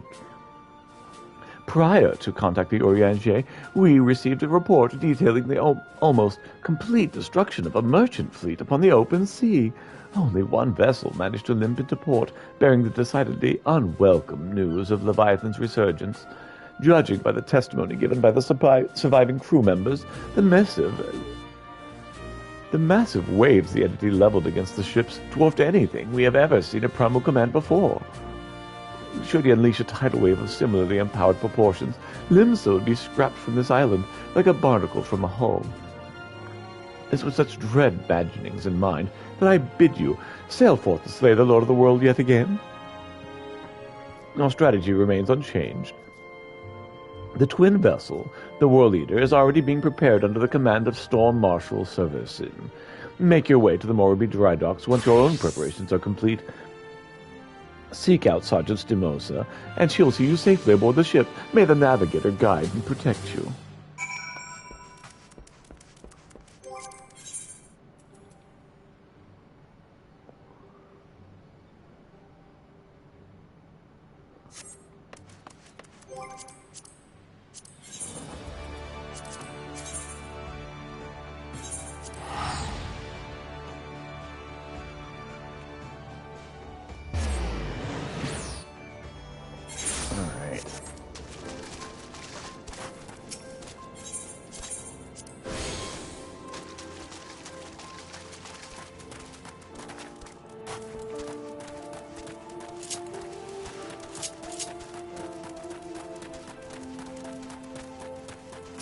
What's up here? What a pleasant surprise. What a pleasant surprise, my friend. I've been so enthralled with learning about Alimigan remedies, I've quite forgotten when last we spoke. So tell me, what brings you here today? What? A letter from my father. Yes.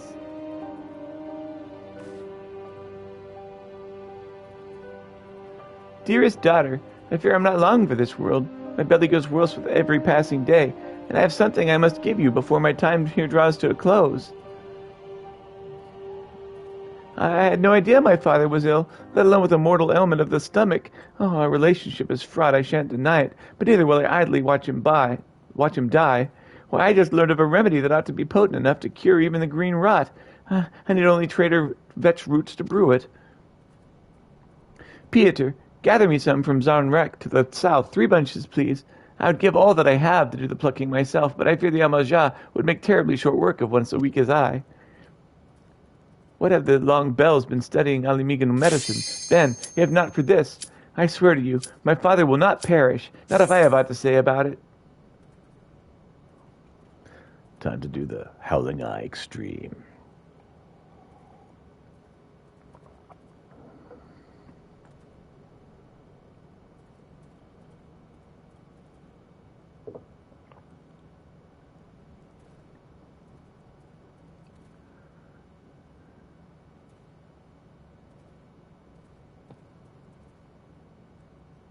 Come on, guy.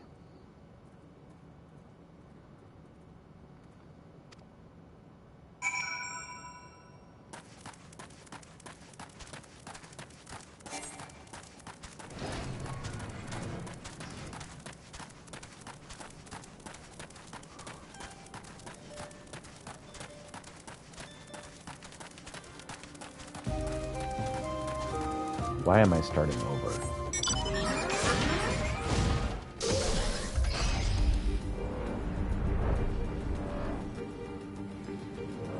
That's frustrating as all get out.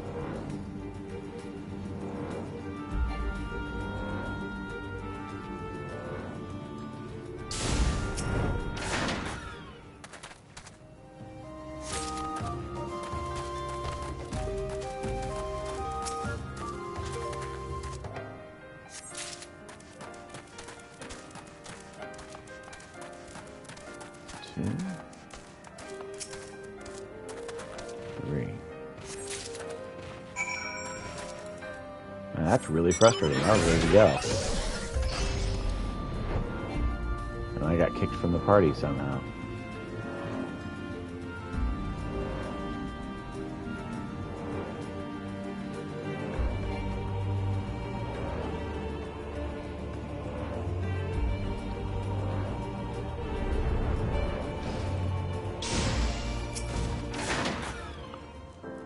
I'm most relieved to see you returned unharmed. Now what are the Trader Vetch roots? I have here. Thank goodness. It'll take no small time to grind and steep these tubers. At least now I can complete my draught. Yet I find little comfort in that thought. Visions of my father all alone and in agony weigh all too heavily upon my mind for that. He's simply too proud to ask for aid for those around him, especially now he has put home behind him to organize the merchants from Highbridge. Please, Peter, will you go be a friend to him when no one else can? And promise there shan't be more than a few moms behind you with the remedy.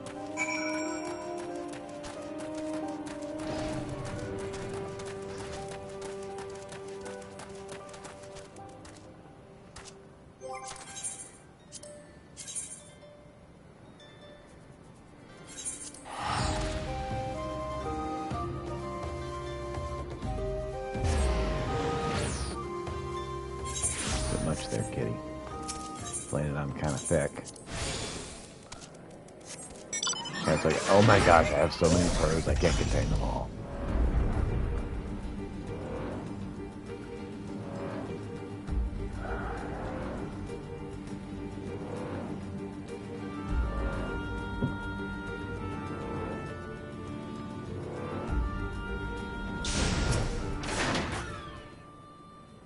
Hibaru, you're the one. Welcome back, my friend. I knew you weren't immune to the lure of fine merchandise. Perhaps I can interest you in... Oh, dear me, why do you look like one bound for the Lich Yard? Well, your daughter told me you were dying. Slow down. A fatal ailment of the stomach. Me? Oh, God, to be good. This is certainly the first I'm hearing of it. Father, I have it. The remedy's done. Hira, bless my soul, what brings you to these parts? I came to deliver the remedy. Please, you must drink it quickly, lest its effects be lessened. For you, my dear, I'd swig anything swiftly. Just allow me one small question beforehand. A remedy for what, exactly? It's an Alamagan infusion for your stomach. Well, it still does ail you, does it not? Ah, yes, of course, that ailment. My girl, I'm afraid it troubles me terribly. A man can only take so much pain in one lifetime, and I'm near ready to cry mercy. It's my own damned fault. I was blinded by pride and the glitter of gil as I was.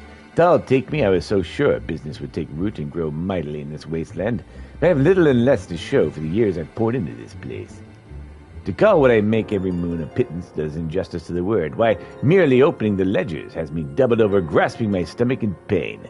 Things have grown so dismal, I might even give up being a merchant. My life is nearly over. What? No, what's what, dearest? Your life is nearly over as a merchant? That's all? You have no mortal sickness of the stomach? Nor are you headed for an early grave? An early grave? Why would you possibly think that? Ah, but I'd forgotten. You make every molehill into a mountain. Hira, really, my girl, you really ought to have a thicker skin by now. I was merely concerned for your health, Father.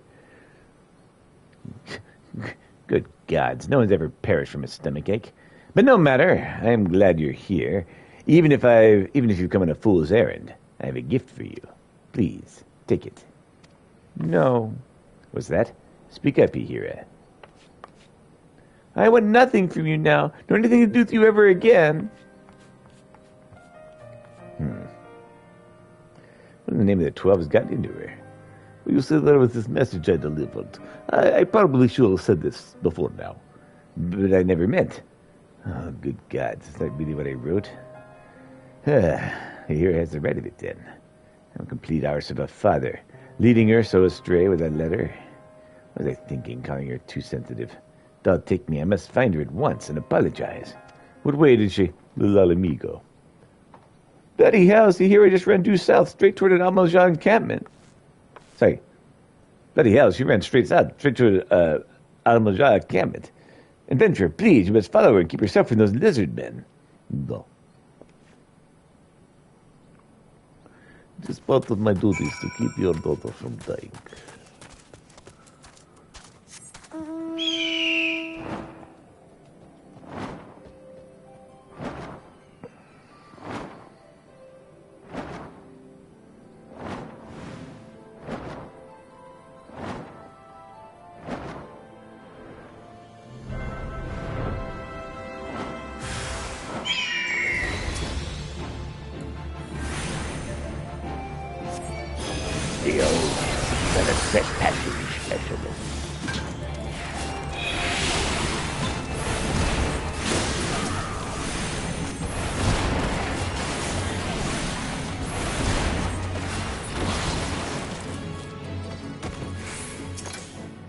You're right here.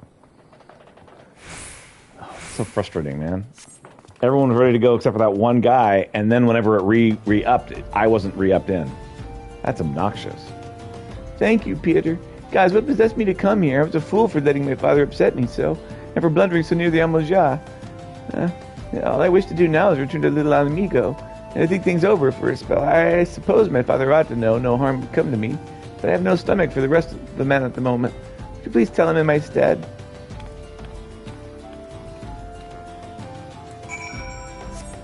The doctor has fatal stomach ailment. I am best postman ever.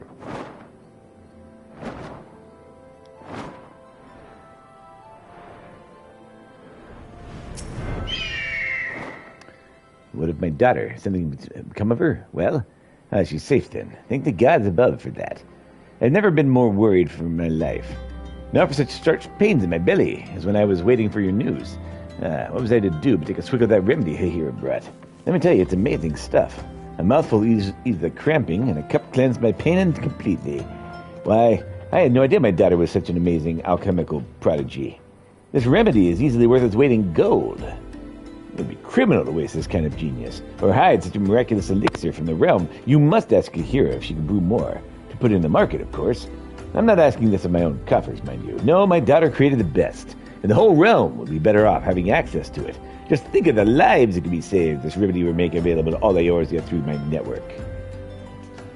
Of course, my daughter won't believe my motives are pure, so I'd have you give her this keepsake. A favorite of my late wife's, proof of my sincerity. She was a victim of the green rat, my wife. As for Hihira, imagine seeing the woman who bore you curled up in the soiled small clothes, screaming in agony at her stomach. Half the time, sobbing the other. That's the memory of her mother Hihira carries. I should have remembered that when writing the blasted letter, but being the lickwit that I am, instead I sent Hihira into a panic. Little wonder calling her too sensitive made her livid. Mayhap if I hadn't poisoned our relationship, we could have avoided this ugly business altogether. If only I'd not driven the girl away by calling her a naive child all those years ago. All she wanted to do was to heal the ailing and little amigo, after all. I don't want for alchemical knowledge, but whence comes the gil for your grand crusade, I asked her. You'll die among the beggars you tried to save if you're foolish enough to pursue such lofty ideals with no coin in your pocket. Wonderful fatherly advice, eh? Think the 12 here wasn't so easily swayed by my folly. And look at the healer she's become, crafter of remedies fit to save the realm, and trusted friend of the Alamegan refugees she lives with in ways few Alamegans, full Odalans, have ever been. Here has grown into as wise and kind a woman as her mother was, and hasn't got an ounce of my avarice. What's more, she's more than in my respect, and my blessing to live as she sees fit. So when you give her this necklace, Peter, make her understand how proud she's made me. You get all that? And remember, you gotta repeat it exactly, or you don't get paid.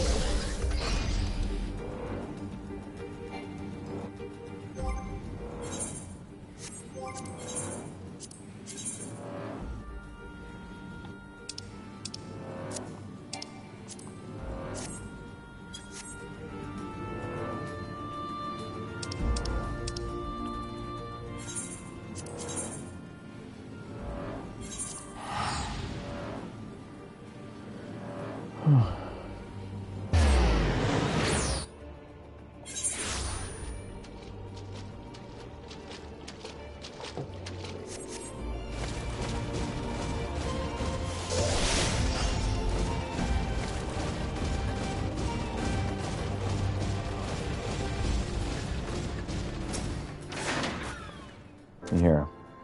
My father has learned I am well. Did he have aught else to say? He said you should die. Wait, no, the other thing. You should live. How you want. How odd. I've seen this before. I can't remember where. It belonged to your mother. My father is proud of me.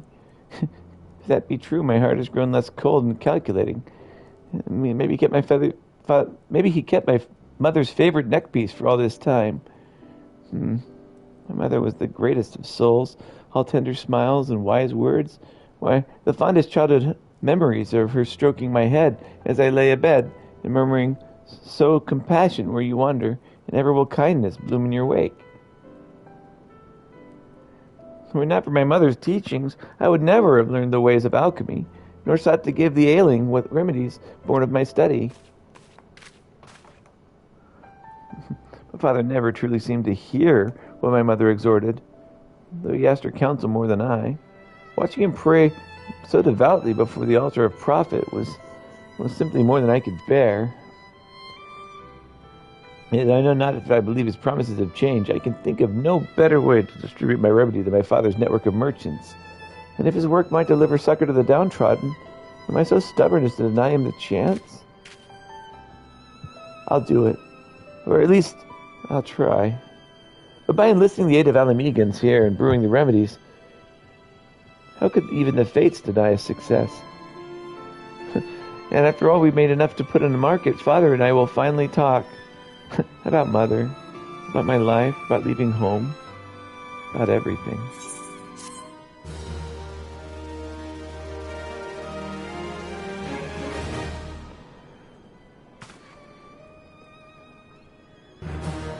Level up.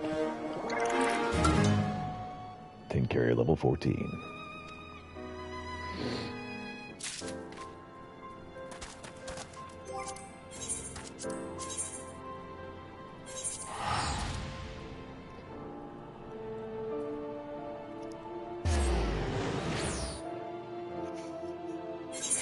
Some dual personalities.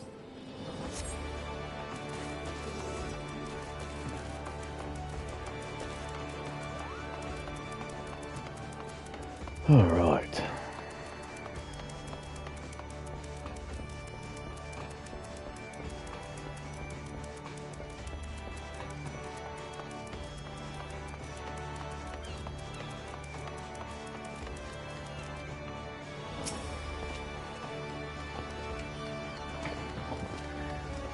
We are the RT Pirates. We sail the stormy seas, with Birdbuck on your shoulders and Birdworm on your knees. You got business with me, lad? If you owe coin, come back with your fellers are done tussling, and I'm done drinking, whatever that may be. He has challenged to the death for you. And the 7 L's. I found myself a new woman, and make the ale wench look like a puddle of puke. You can keep her for all I care. You and we're always made for each other. Fibbers, you blowhard bastard. Thinks I'm gonna take that lying down, does he? There's a wench down at Candlekeep Quay me and him's been scrapping over for a while now. Ain't like she's a knockout or nothing, but a puddle of puke. That dog's got a nerve. Anyhow, I know a woman'll blow these wenches of his out of the water. I'll be needing an arbiter for our little shindig. Think you're up to the task, lad.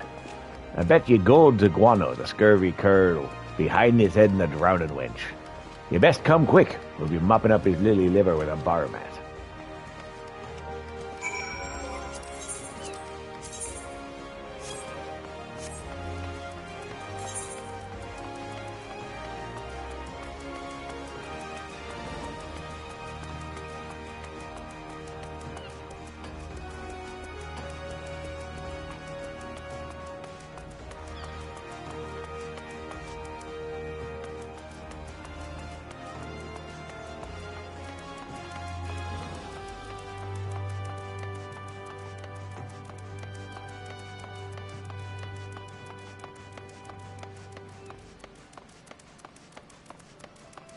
Come on, then.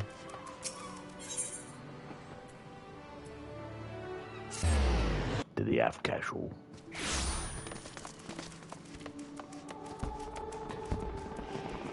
Sun is setting.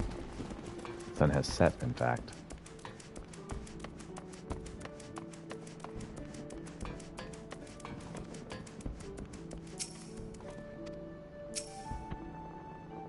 Yeah, you're just in time, lad. Any more of this contemptible sneak shite, and they've got at him like a minnow he is. Let's try not to kill each other. They're the arbiter this bilge rat told me about. Good day to you, lad. The name's Fabris. You may call me Fabris the Dull, but don't let the name fool you.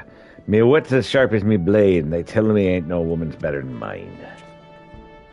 They've been trying to knock some sense into Alsom's thick skull down in Candlekeep Quay, but Every time some meddling plank comes charging in, sticking their nose where it ain't wanted. And this time, we ain't fighting with fists, but with facts. There's the only sober one between us. It's only fair you decide who's right and who's tucking at their arse. All right then, me first. I'll show you the apple in me eyes. A pair of me tote beauties. They'll put airs on your chest. Follow me down to Bulwark Hall and I'll take me winnings.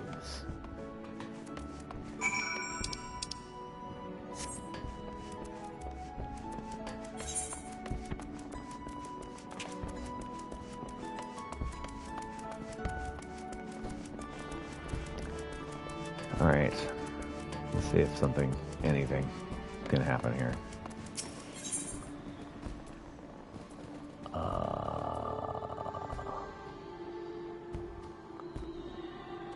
There we are.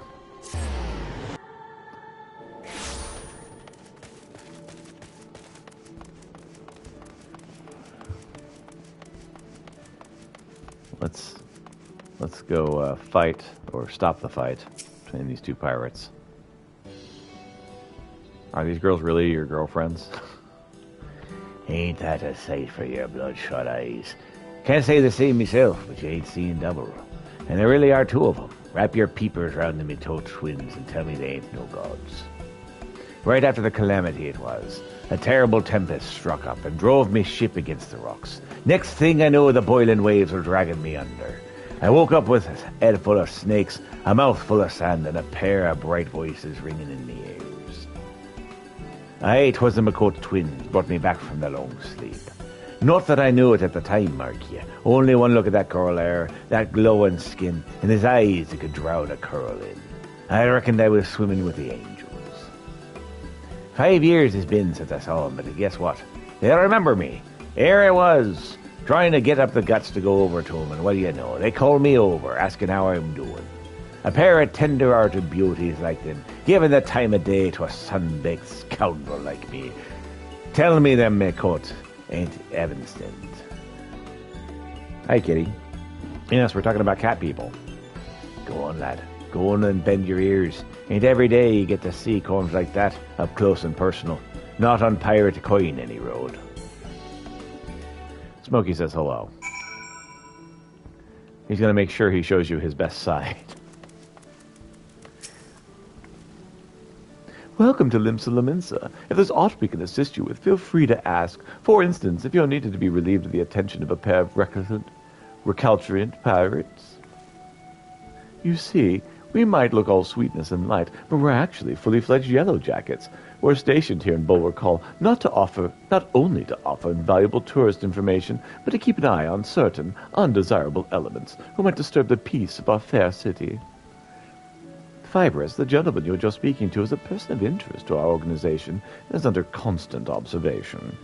Several times of late, we've seen him lurking in the shadows, staring at us, waiting for his chance to strike. We generally deal with him simply by calling him over. A little informal interrogation rather tends to interfere with his nefarious schemes. Tell me, lad, am I right? Ain't they the most perfect creatures you ever set your eyes on? Oh, yes, they seem to be all right. What? I'm under surveillance. You mean they weren't flirting with me? They were questioning me? You thought a pair of McCourt lovelies like them paid heed to a grisly sight like you. Best stick to your own kind. There's plenty more bottom feeders in the sea. Oh, you shut your old bilge, oh. Aye, they might have misled me. But they did it for a damned good reason. That attentiveness, that sense of duty. Ain't no woman beats his McCourt twins. Listen to that. A pitiful quivering of a beached whale. You been ad, boy. Follow me down to Fisherman's Bottom and I'll show you what beats a couple of double-dealing McCourt.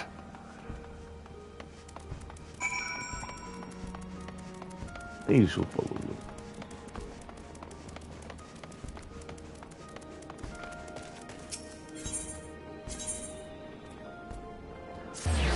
Okay. Are we spying on the Wallafell now? Please tell me we're not. There you are, lad. Time to settle this little bardy once and for all. I gave you a sissy pool, a bleeding paragon of womankind.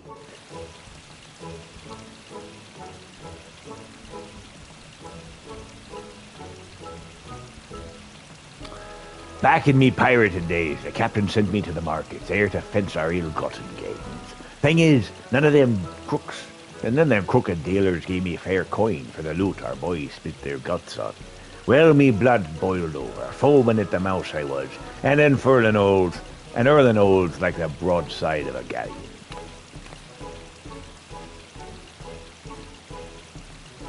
That's where Sissy Pooh stepped in. Men twice her size cowered in fear, but she stares right up at me, a raging pirate in full cry.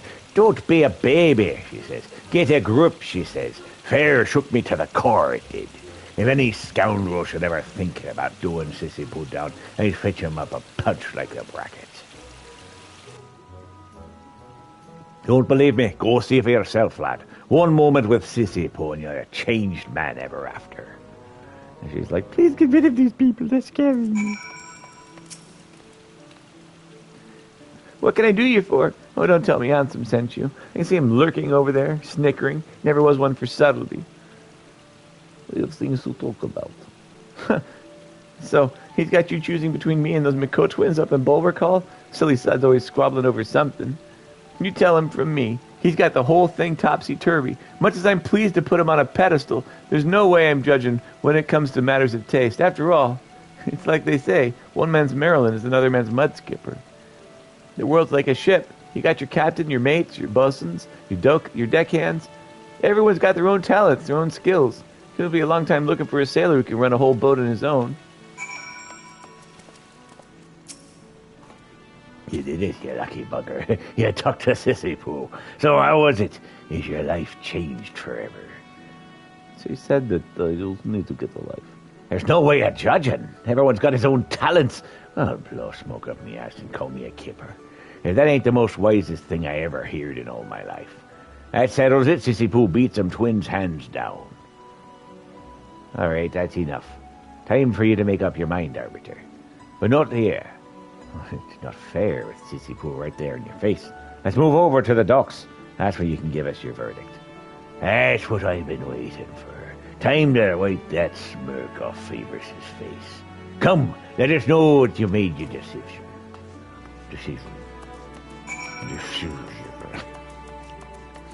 Struggling with a pirate voice.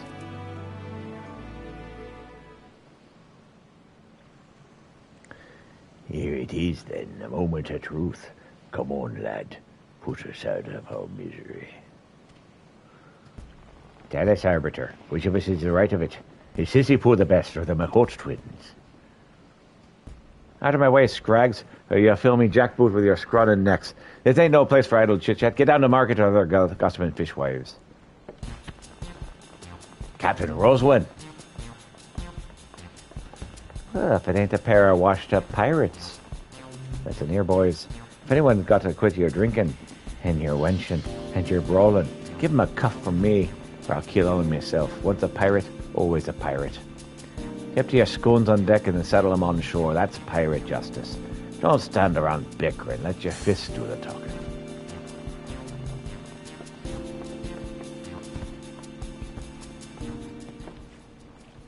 My gods, what a woman. Like a gulp of grog to a shipwrecked sailor she is. All this time I've been pining after the twins. Took me eyes off the real treasure.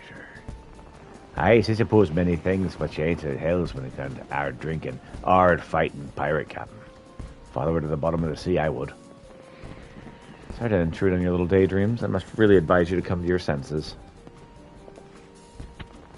The only thing a boorish harden like her would give you is a nice collection of lumps to decorate those thick skulls of yours. Captain Carvelian.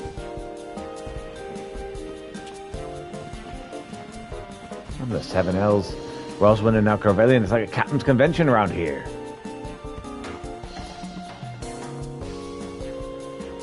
Oi, Carvelian, you stinking scrot. What are you saying about me?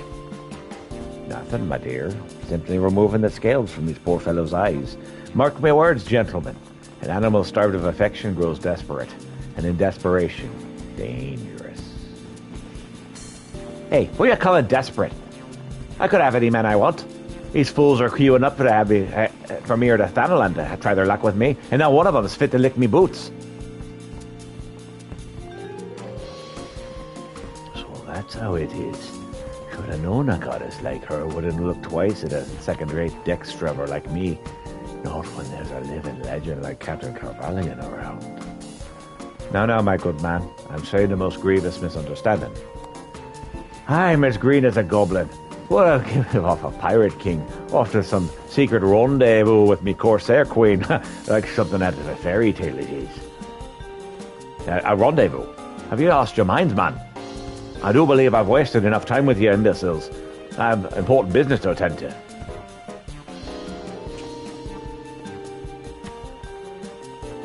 I'd have thought I'd finally found a woman of my dreams. But all I got was a rude awakening. Maybe you're right, handsome. Maybe I'm better off sticking to me own kind. Aye, when you got competition like that, you don't stand a chance. Sissy right. Ain't no point chasing after the perfect woman. I reckon I'll take another crack at me ale wench. It ain't so bad waking up in a puddle of puke when you've had a good night out. You're ale wench. You beef-witted barnacle, that wench is mine. I'll take a leaf out of Captain Roswell's book and settle this with our fists. Once a pirate, always a pirate. Thanks for your help, lad. What time we were heading back to Candlekeep Way? Come down there if you ever want to see a pirate justice in action. Till then, fair winds to you, in good speed. Go.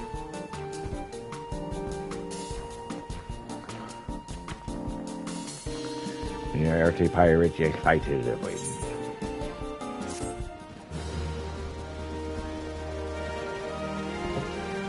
Quest complete. Ta-da! Level up. Didn't carry level 15. Alright. What's next?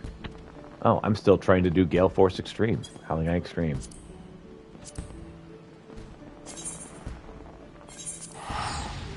To the Morby Dry Docks. Dry Docks.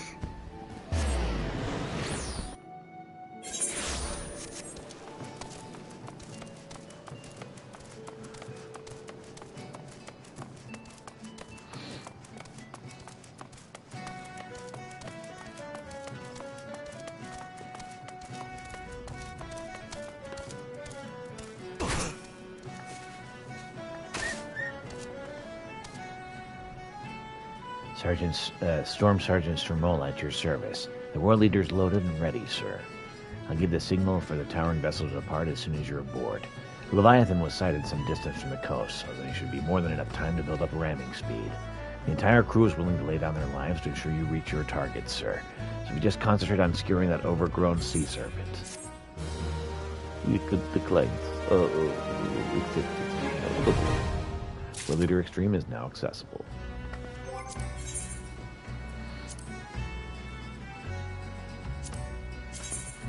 Time for some eyes unclouded.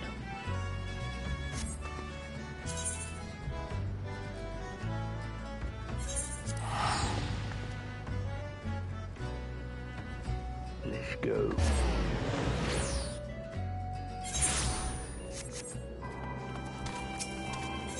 Help me down. Help me down. All right. And here we go.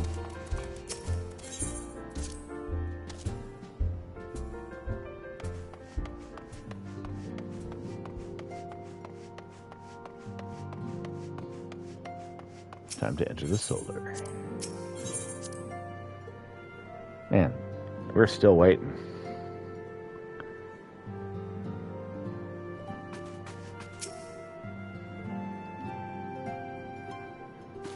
Words cannot well express how glad I am to see you return to us hale and whole.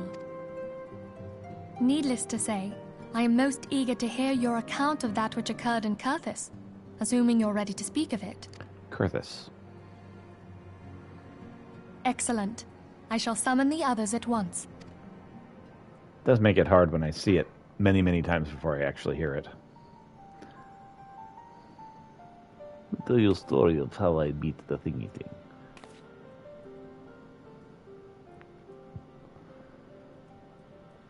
Iceheart used her own body as a vessel for a primal soul? Duh. Master Louisoix's writings make no mention of such a possibility. Can we be certain this entity was a primal? Oh, it was primal, all right. As certain as we can be that good King Mogglemog the 12th was a primal, I should think.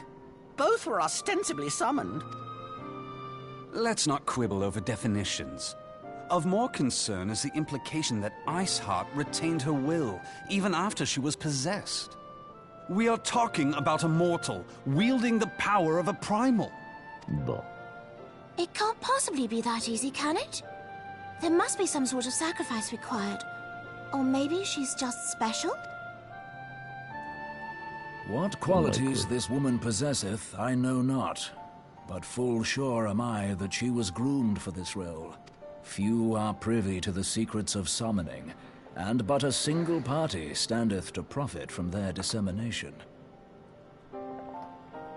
Well, I wouldn't presume to comment on how the lass came to know about summoning, but I will say that what she summoned was a primal. The readings were the same, or near as damn it. Strange as it all sounds, it's really no different from what you've faced before. Then mayhap it is time that we re-examined our previous encounters. Oh, pack your things, Ida. We're going back to Gridania. Yes, sir. Off we go. About Iceheart's final words to you. Hear, feel, think. Hydaelyn speaks to her as well. If Iceheart is blessed with the power of the Echo, she will doubtless have used it to further her goals. Or could it be that it was a revelation granted her by the Echo which first set her on this path? She did say that the Ishgardians were blind to the truth. Do you think she has knowledge of the origins of the Ishgardian-Dravanian War? It would do much to explain her unwavering conviction. Would be interesting. Did not the Lady Iceheart implore thee to seek the Keeper of the Lake? And did she not imply that in so doing thou wouldst come to see with eyes unclouded? Midgard-Zoma was a king amongst kings who reigned for centuries on end. But he is dead and his wisdom lost to the ages. Unless the Ishgardians' fears are well-founded. It would seem we have yet another reason to stand watch over the Keeper of the Lake. For a mercy, we are well positioned to do so. Iceheart, Shiva, Ascians, and Midgard-Zoma. I shudder to think how they're all connected. That's a good question.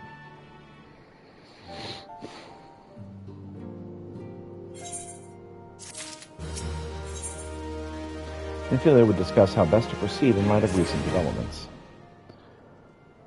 I mean to scour the annals for knowledge of Midgard-Zoma. Given this great age, I dare say he appears in more than a few. Did you hear that? A commotion outside. Would you see if aught is amiss? I have a bad feeling about these.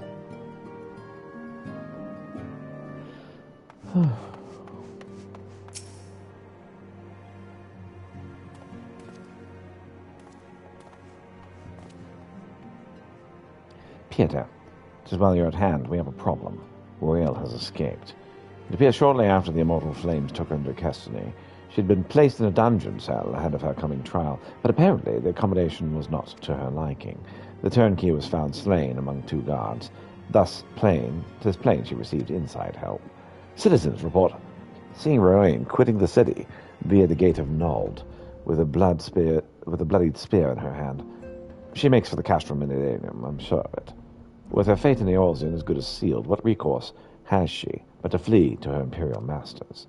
Even as we speak, Captain Ilberd and the First are as hot on Royal's heels. Pray make haste to Camp Blue Frog and join the hunt.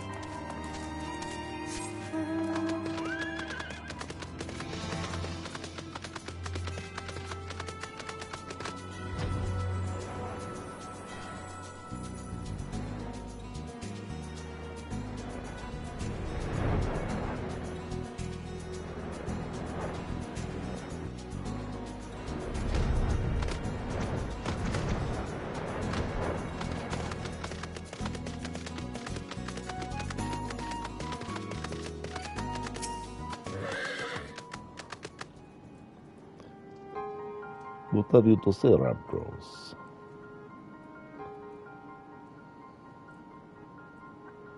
All this happened within the tower, God's preserve. The rift that manifested before the throne was a void gate. This I'm certain. There exist myriad kinds of void scent. The more powerful the being, the larger the gate must be for it to pass through. It would seem the Xindi sought to open the gate of unprecedented proportions, one that would allow this cloud of darkness entry into our world. Fortunately for all mankind, he did not succeed. I shudder to imagine what this void scent was capable of. However dreadful it may be, we cannot abandon our friends. Is there no way to save them? I will not lie to you, Master Garland. The situation is bleak. The void scent can enter our world. Instances of men entering the void have never been documented. It pains me to give voice to my fears, but we do not even know whether our friends still live. Damn it. I feel so helpless. No, I refuse to give up. We must save Doga and Unai. We share the same fate, 'tis true, but that is not what motivates me. Above all else, I wish to help them fulfill their mission, a mission whose burden they have borne for thousands of years, and besides, we cannot leave matters as they are. So long as Xandi's dark covenant is binding, our world is in danger. 'Tis our duty to prevent the worst from coming to pass. Graha, ever since meeting Unai and Doga, you've not been quite yourself. Tell me true. Is all well with your eye? I honestly cannot say. I know only that there's a memory that I must recall. As a child, my father told me the truth of our eye rests with a log. The answer eludes me still, but one day I will find it. I am with Graha. However slim the odds, we must try and save Unai and Doga. Aye, and that bastard Nero as well, if only to make certain he won't make any more mischief.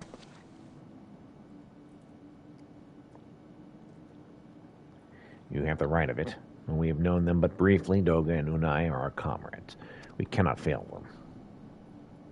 I shall consult experts in literature both. I swear to leave no stone unturned. Yet I know that it may be a while before we are ready to act. I would ask that you're all patient. When dealing with the void, one cannot be cautious enough. My thanks again for your assistance. Pray, rest now while you can. For when the time comes to go after our friends, we must be at no less than full strength. We will save them yet, Pieter. Mark my words. Money. Quest complete. Ambrose has a furrowed brow and the look of one with ill tidings.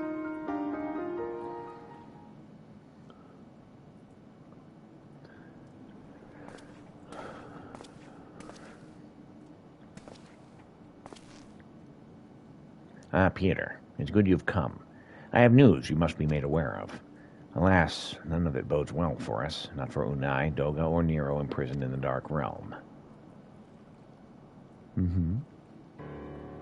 Think back on our last foray to Cyrus Tower, if you will.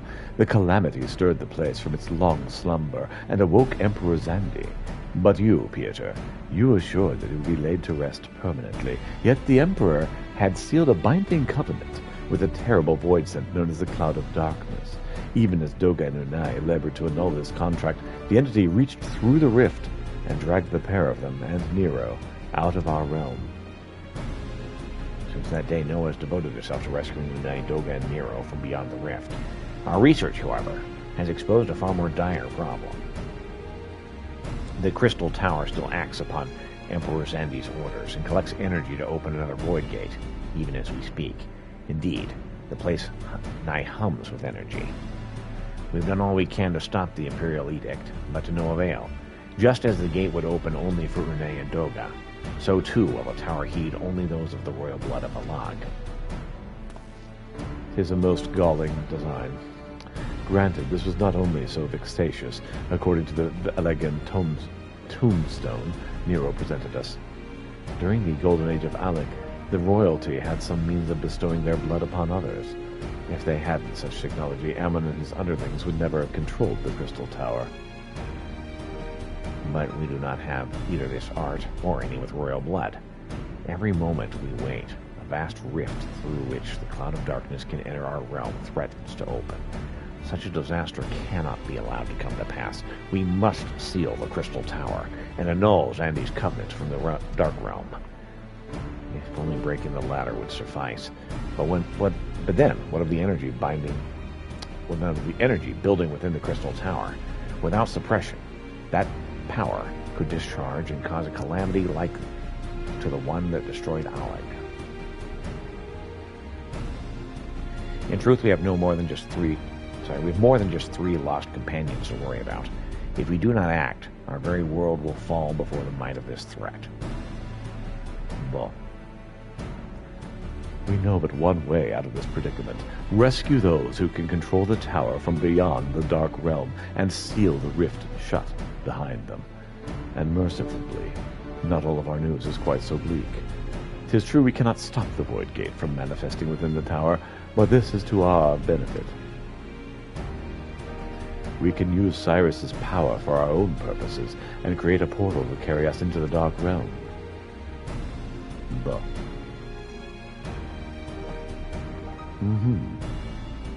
we've heard that it's possible from the man Thaumaturge's Guild, well-versed in otherworldly matters. And with Master Garland working to create said portal, the final preparations are well underway. Ah, here comes the man himself.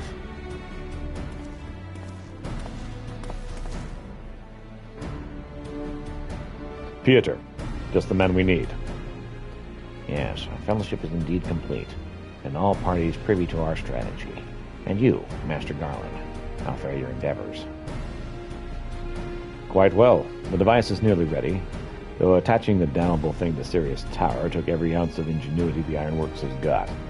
But it should produce the energy we need. With a little more fine-tuning, we can open the rift. I'm here to request your presence at the tower. I'll leave Biggs and Wedge at the 8th Sentinels as guides. And do hurry, Pieter. I'm sure you wouldn't miss another chance to save the world, would you? No.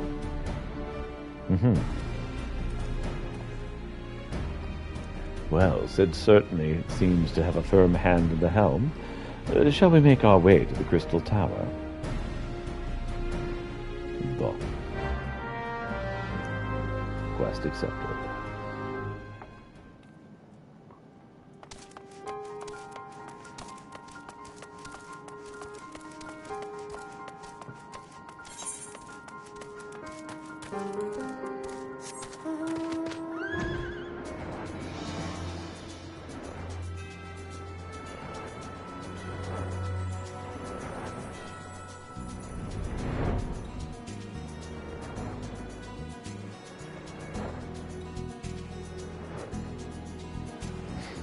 Okay.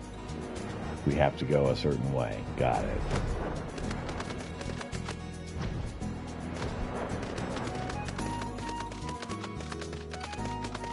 The invisible wall bars passage to all of those in royal blood.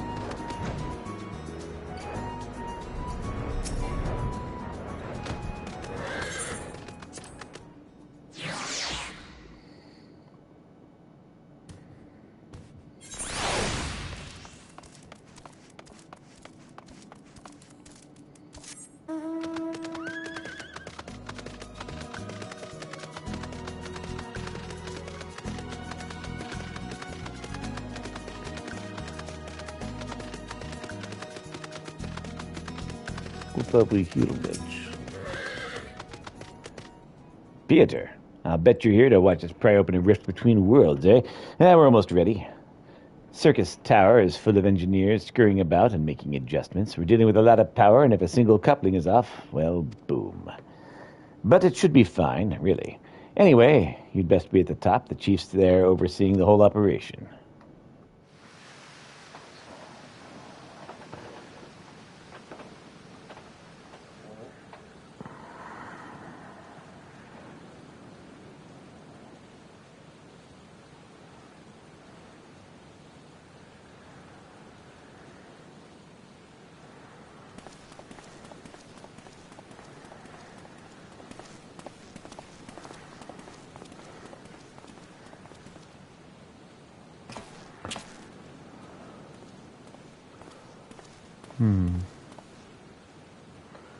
My friends, you've arrived.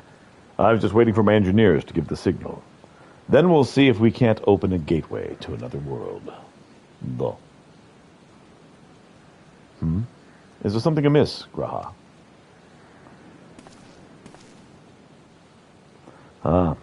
Emperor Zandi's throne. How the mighty have fallen, eh? Once it stood the symbol of Aleg's art and power. Now it's nothing more than an empty chair. Just imagine if Allegan civilization had lived on, and a just emperor still sat on that throne. How different would our history be? How much further would we have advanced? Unfortunately, there's no stopping Zandi and his ambition. There are those who tried. Zandi's war of domination left no one unscathed, unable to abide the horrors inflicted upon the people. Warriors young and brave took up the sword against Alag. These men and women became the beacons of hope to those who had suffered, not unlike the warriors of light in our age. But all this merely hastened the destruction. Just as they moved toward Alag's heart for the kill, Zandi lashed out in anger and frustration, as trapped beasts are wont to do. In this desperation, Zandi desired that a great rift be opened to hasten the cloud of darkness's coming. To this end, he commanded the sun's power be held within Dalamud and be emptied in Circus Tower at once. The act bore terrible consequences. The tower only withstood the blast by flooding the land below with energy. Circus was swallowed by the very earth upon which it stood. The fourth umbral calamity. I have learned of its cause through Ariel and Doga. I had no idea that rebellion incited Zandi to rashness, though. Your knowledge of Allegan history is astounding, Graha. Why, a man could study for 2 lifetimes and only learn half of what you know. Mayhap. 'Tis strange, though. I cannot seem to remember where I learned such things. Ah, Biggs, are you ready? Ready and raring to open up that void gate, Chief. We reckon with this machine up and running, we'll be able to float 5 airships the size of Agrius. So just give us the word and we'll start channeling energy into the tower. Good. Then let's get started. Our preparations are complete. Everyone step away from the throne.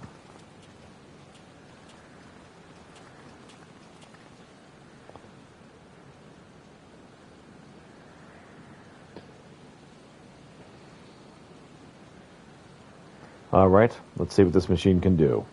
Now, Biggs.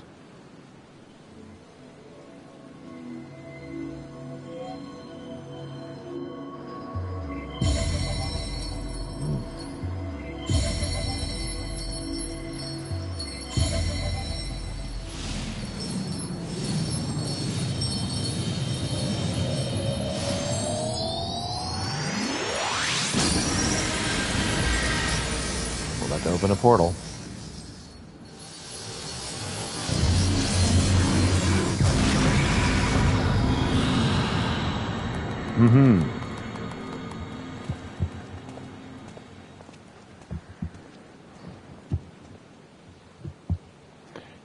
Rift to the World of Darkness, as Unai called it. Splendid work, Master Garland.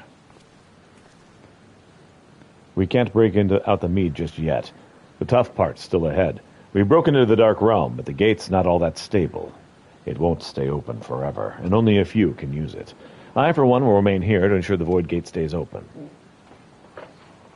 As will the Sons of St. Coinage. This rift is our own sole path of salvation. If it closes, we're truly lost. All of us. Which leaves Peter. My friend, is a heavy burden I must task you with, but there are none more able. Pray, lead the adventurers beyond the rift.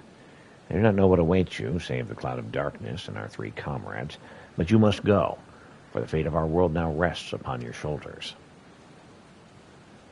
Buh. This is our only gambit.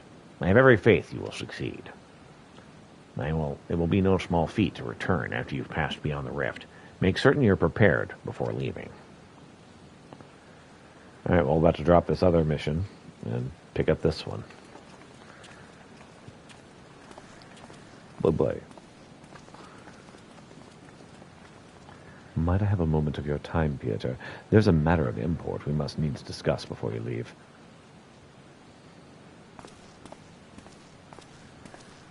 So I'm going to exit the other duty, and then use a restroom, and we'll pick up this duty. Since we've been waiting on that other duty for an hour and nothing happening.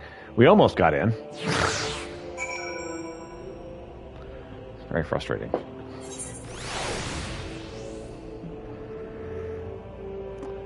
All right. So.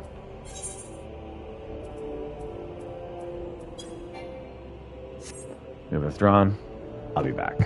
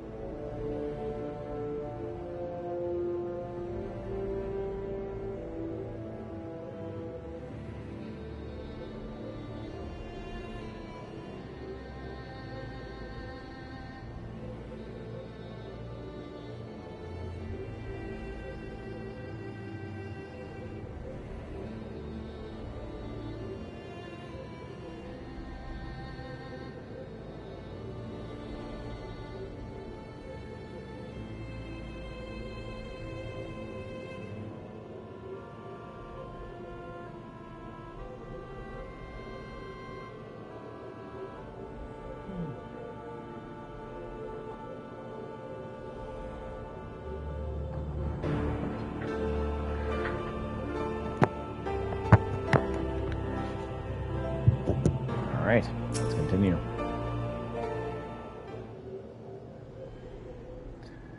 Pieter, I wish to speak with you about my eye. As you're no doubt aware, 'tis a trait seen only amongst Allagan royalty. Long have I pondered why, such is my inheritance, this sanguine hue must have some bearing on my destiny, as much Doga himself admitted. But what? In truth, the more I learn of the Crystal Tower, the less I am myself. Somehow, meeting those two clones has wrought a great change in me.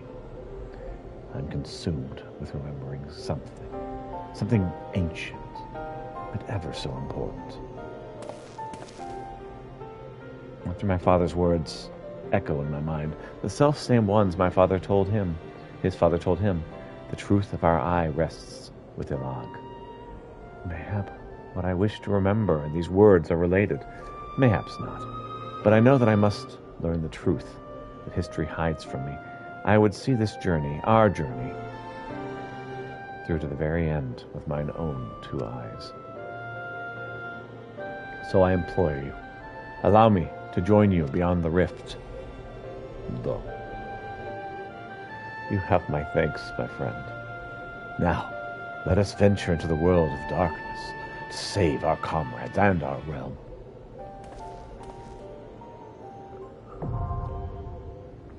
The world of darkness is now accessible. Updated with a new regular duty.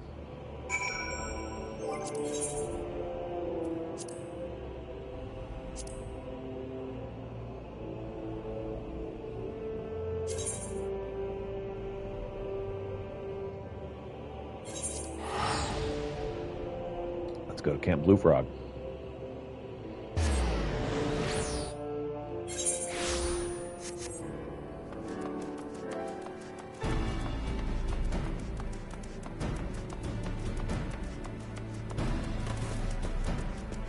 What is up, Ilbird?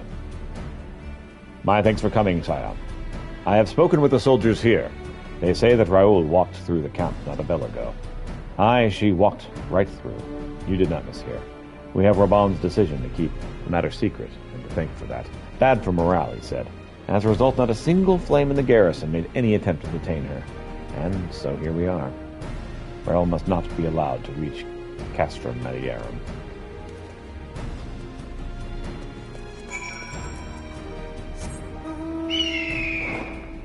Actually, set this as home.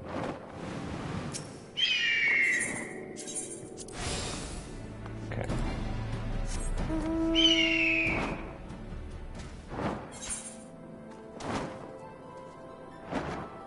Let's go get it.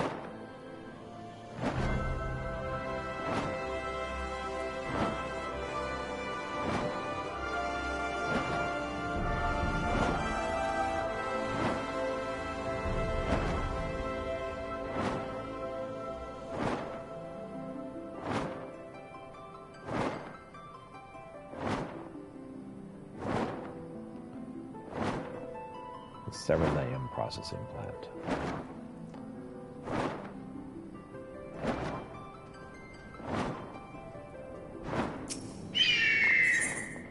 I'm ready for ceruleum.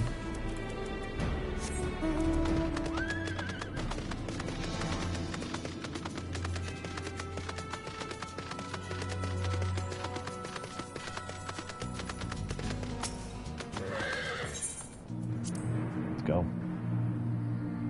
Level sync is in effect.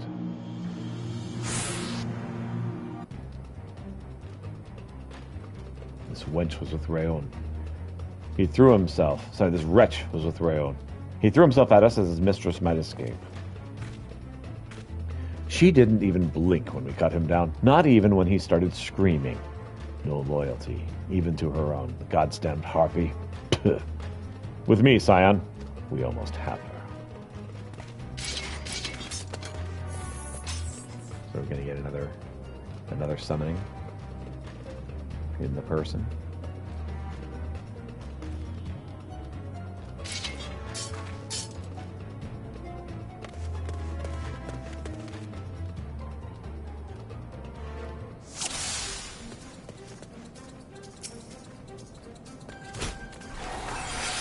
All the rest for real. I'm not picking so easily either.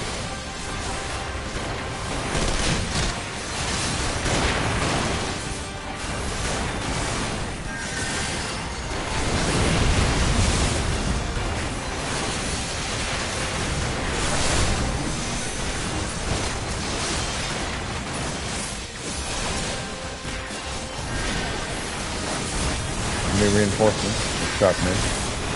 Show them no quarter.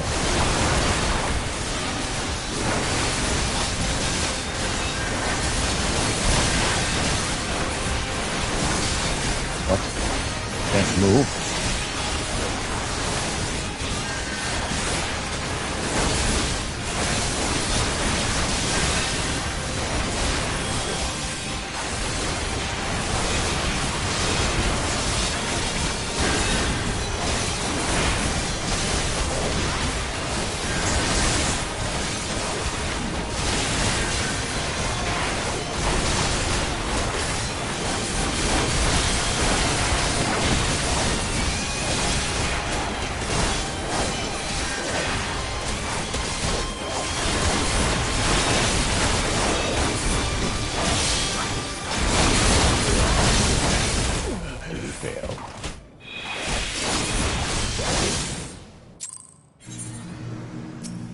Again.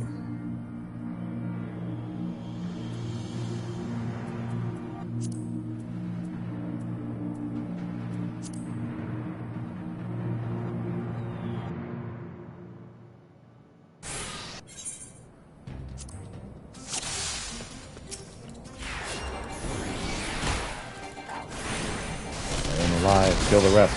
Priority.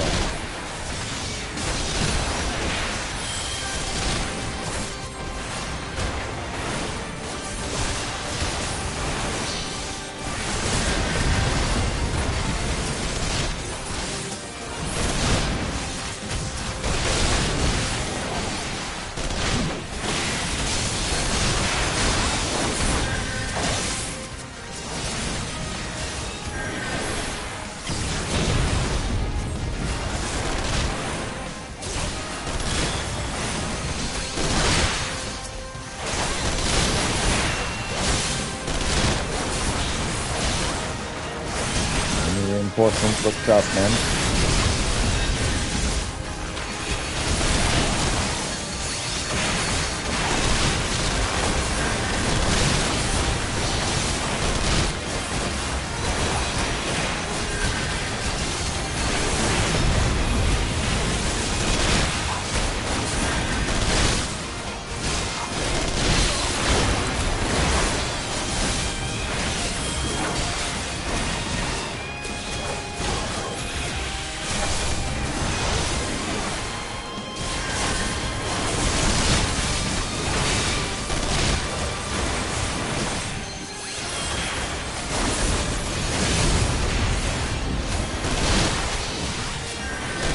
More reinforcements.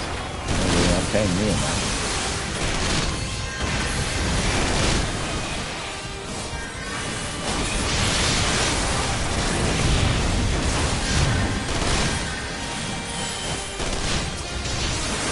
Yeah, healers. Kill the healer first.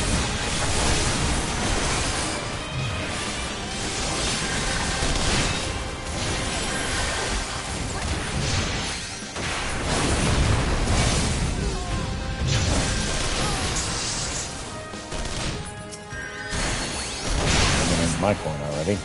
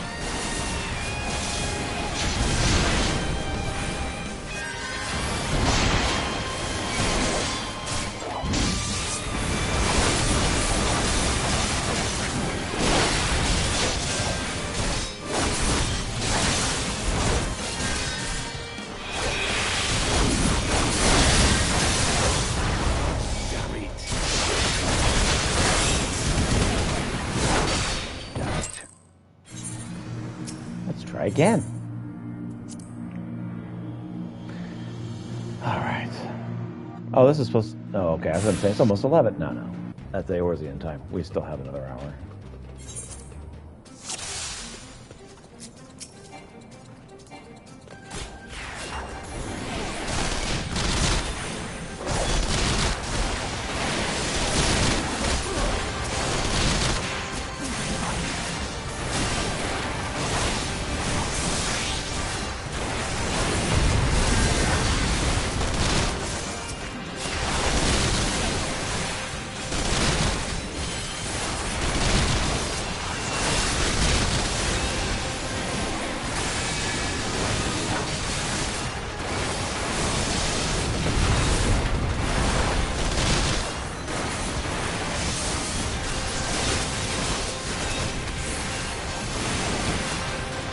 Reinforcements. Let's drop.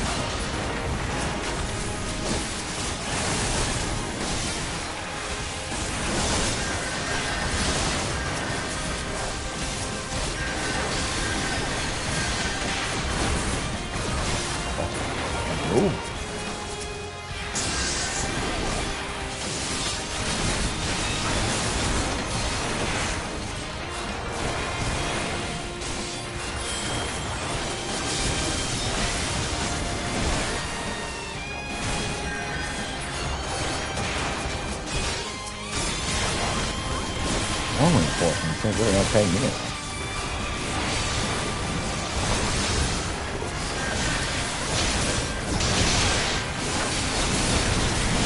Healers, they're on par.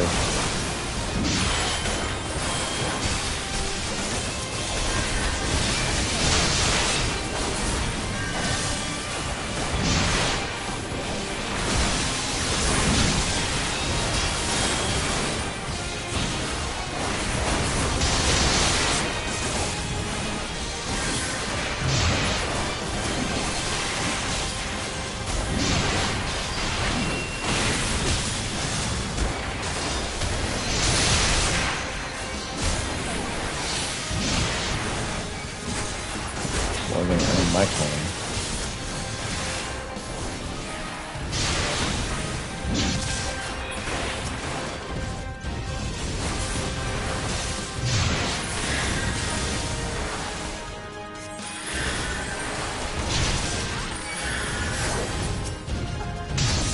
Okay, well, let's just ignore all the yelling I did for that guy.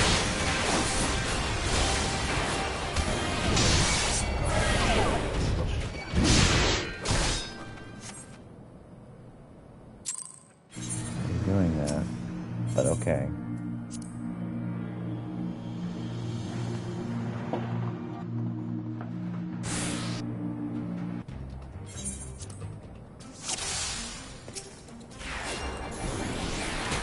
Where are you?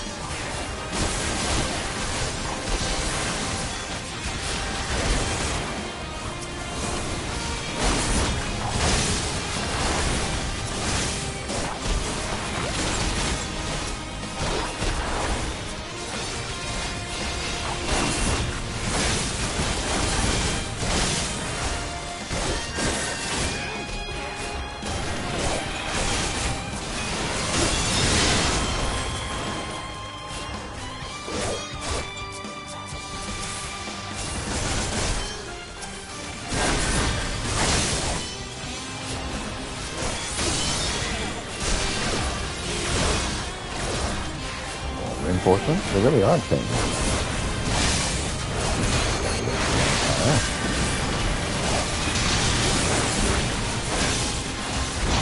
The healers. Get the healers first.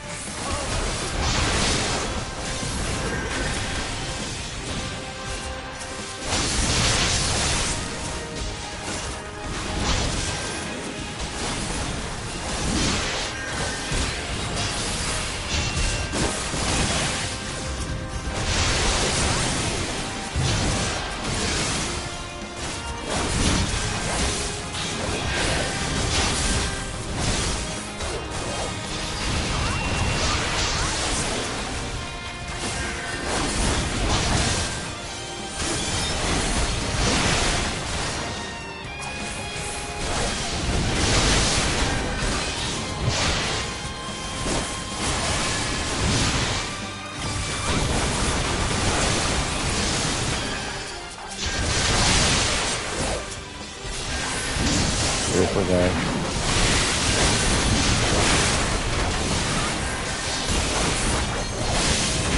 Let's get that spot lightning.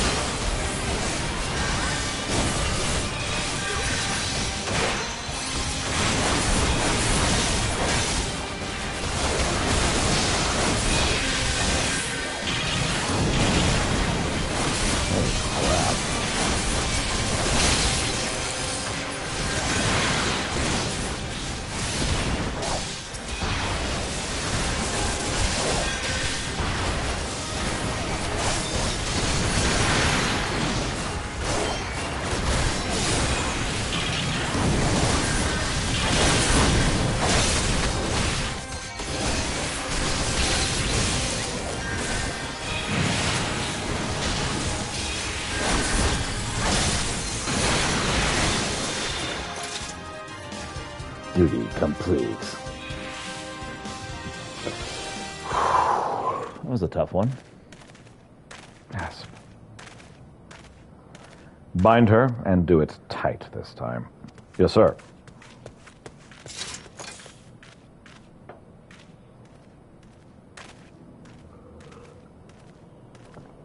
Good work, men.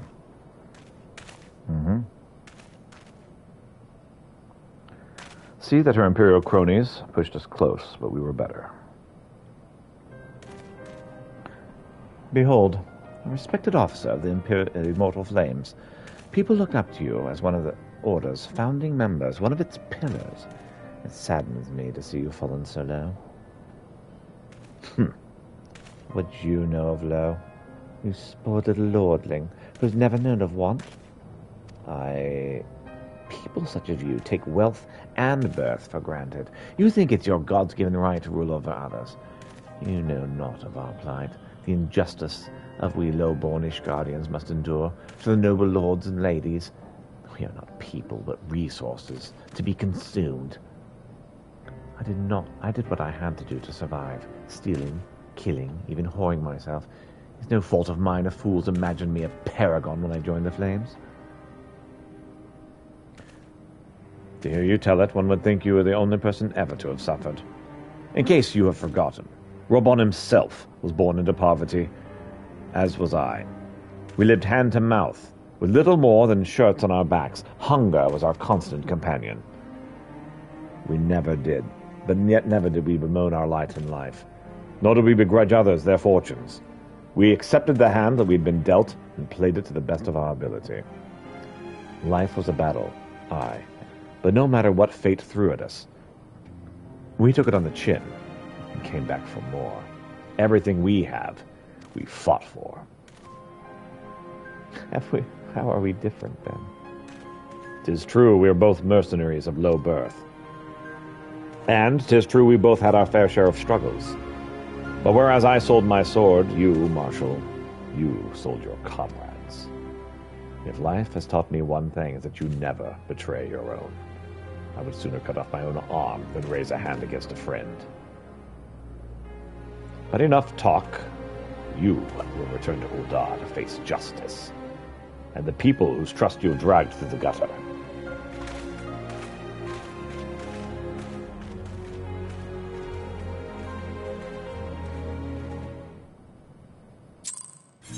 And there you have it.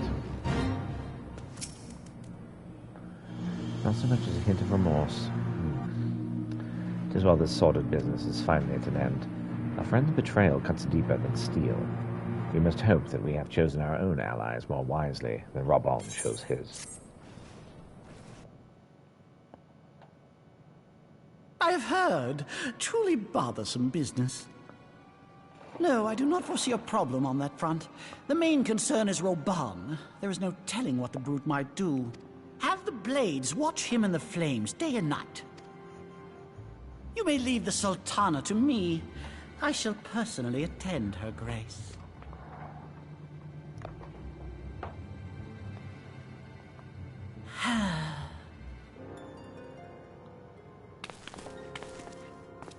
Sever one of the East Aldenard trade routes.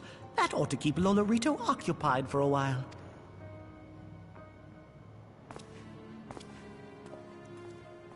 Nanamo Ulnamo. For my sake, pray be a good little Sultana to the last.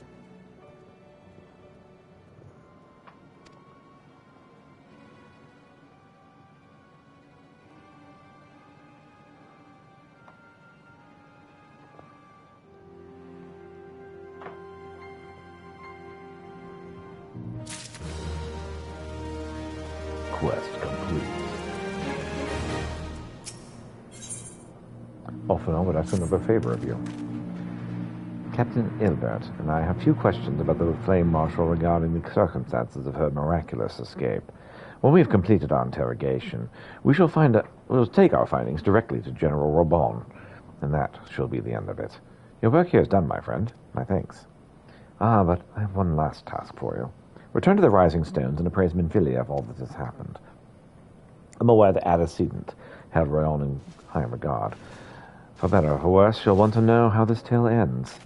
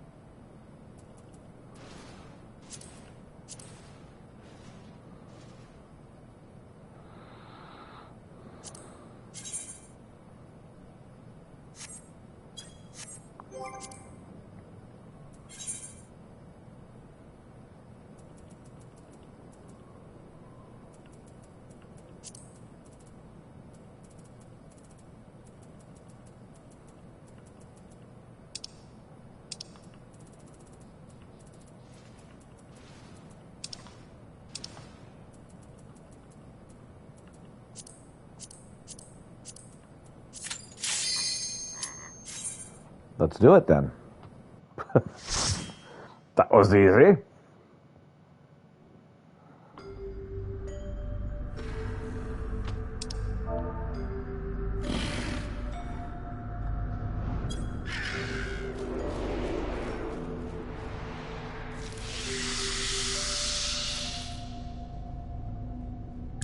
Amador, keep hard.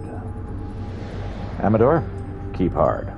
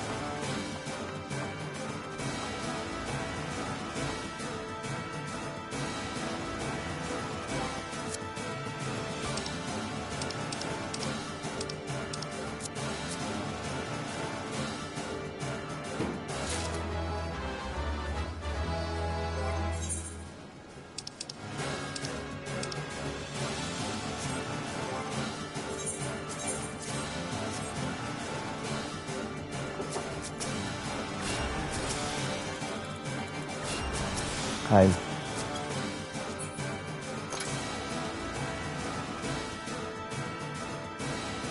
Kitty said hello also.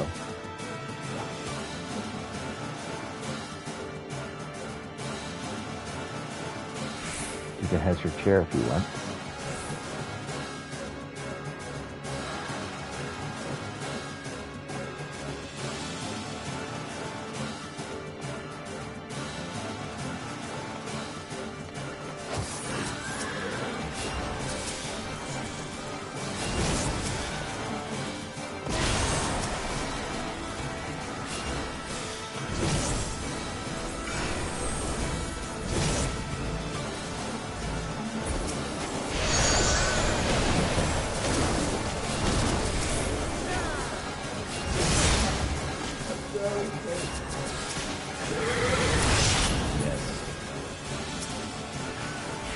Kit Kat is back.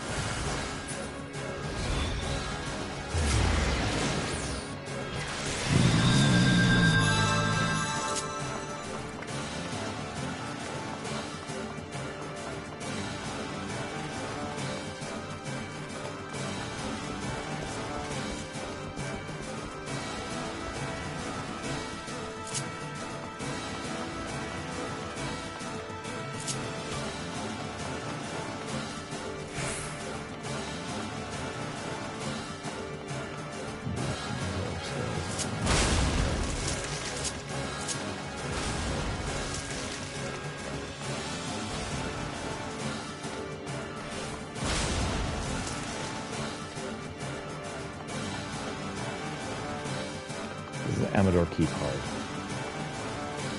Amador key card. And we're trying to keep hard.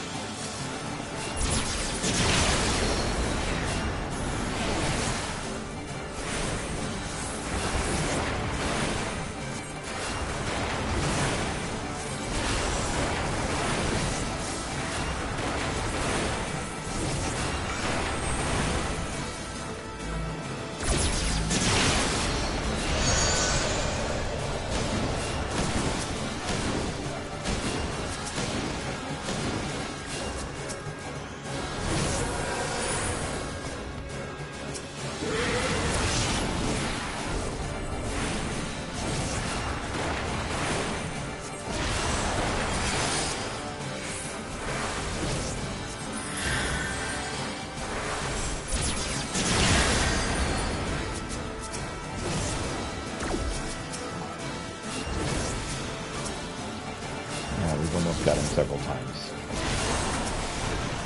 And then we didn't.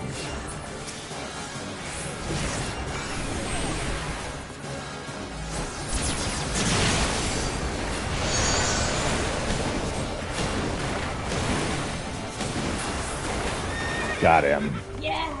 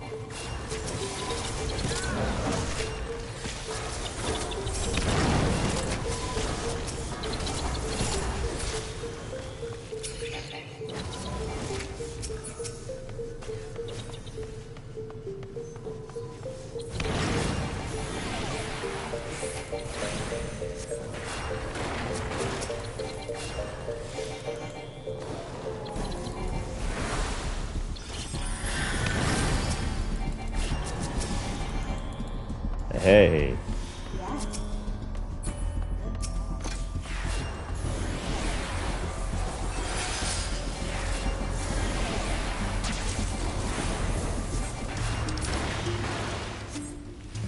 Passed on both.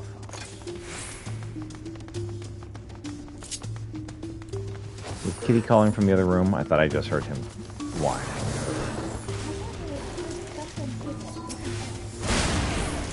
Okay.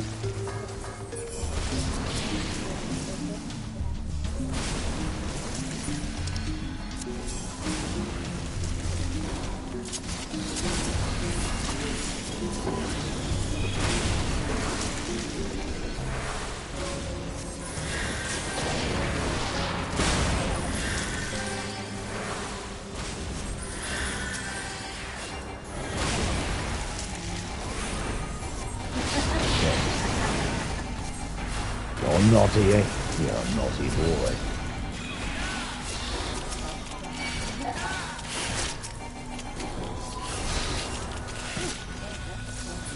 Mm-hmm. Go team.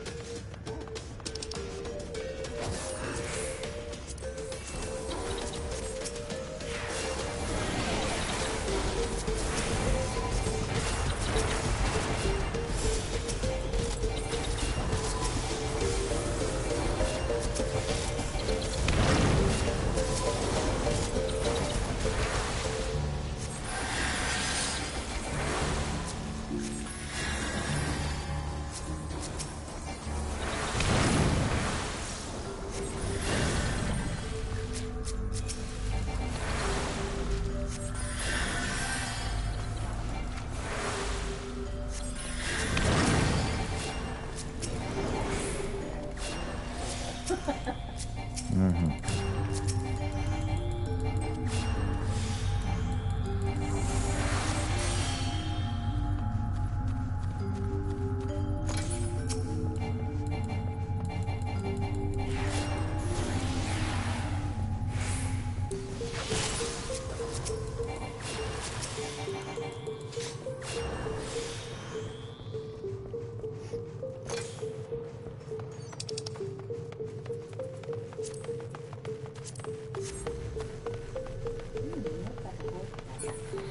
Mm-hmm. A lot of stuff that doesn't help me.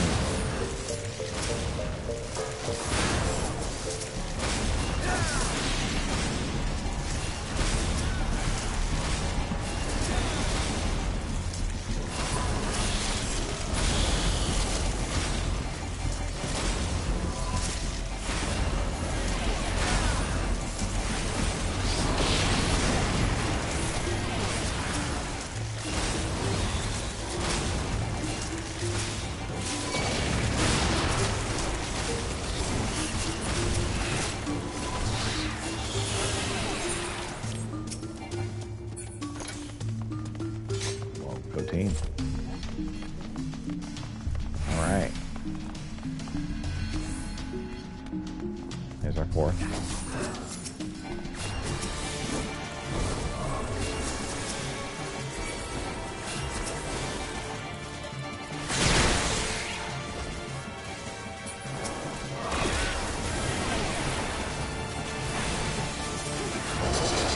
You cannot see. Can hurt you.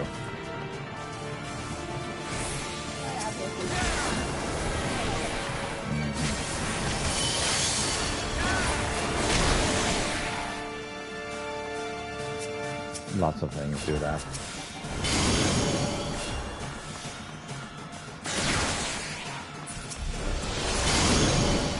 You can't aim at me.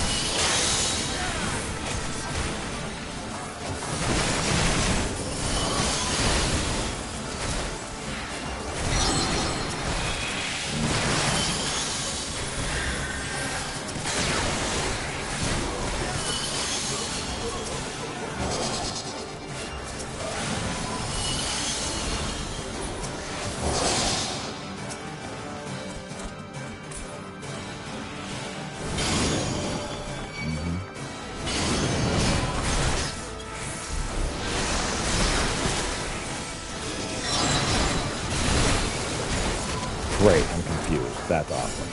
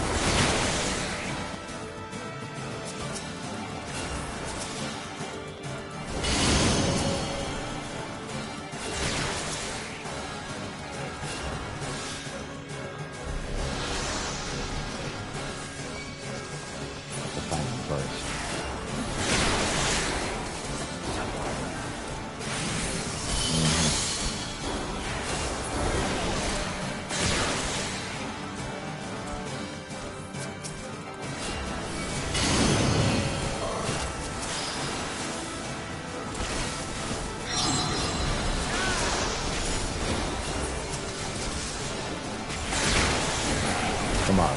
Got him.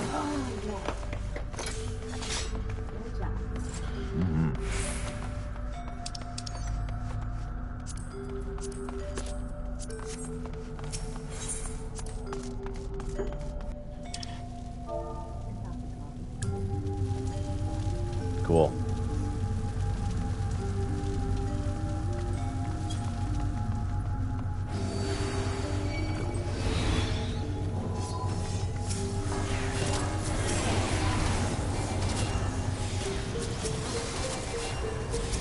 Void syrup. The worst pancake topping. Yes.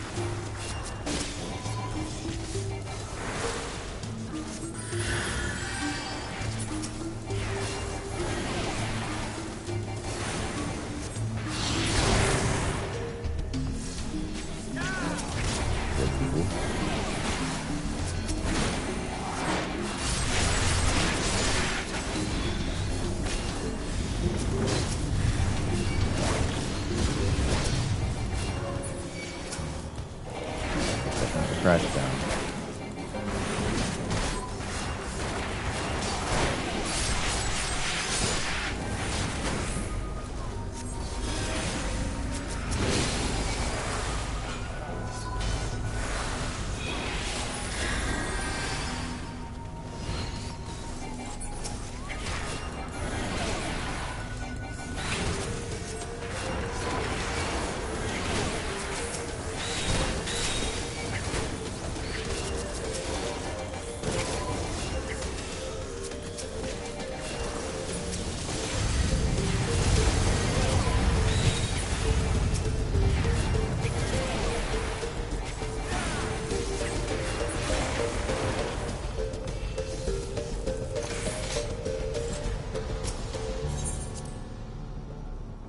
Okay.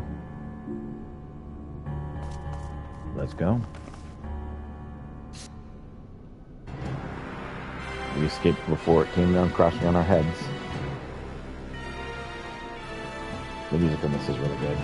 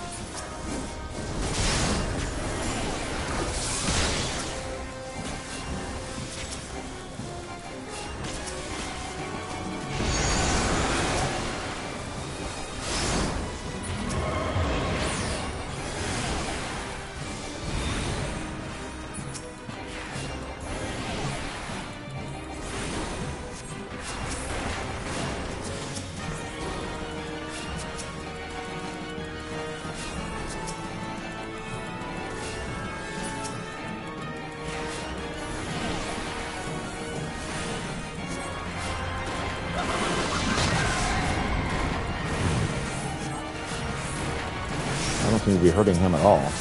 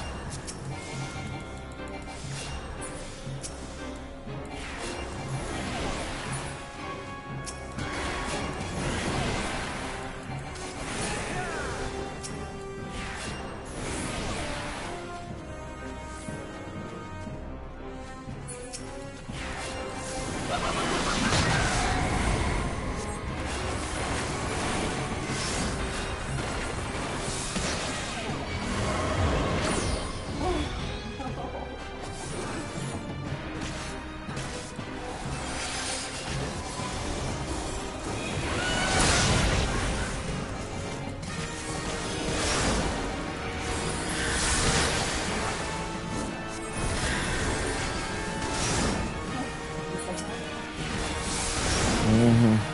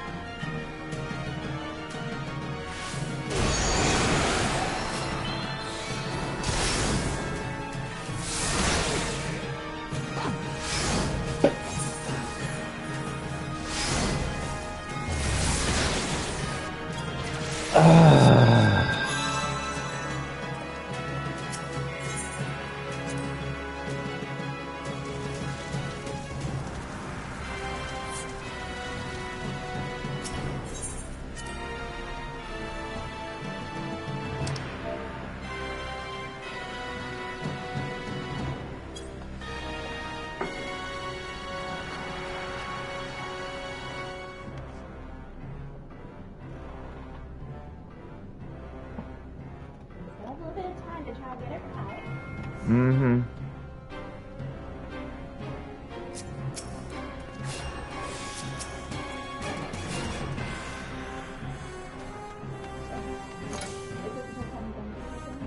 Yes.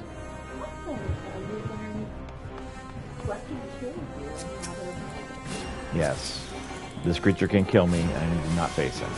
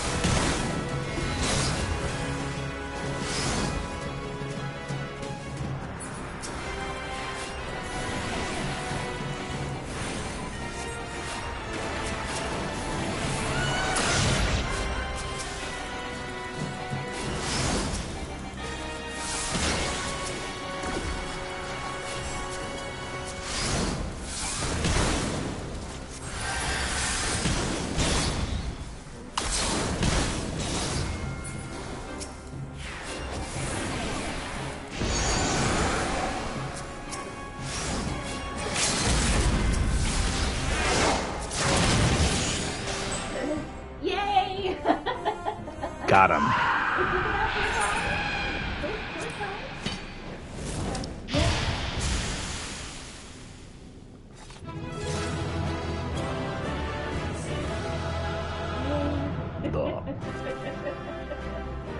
Well done, team.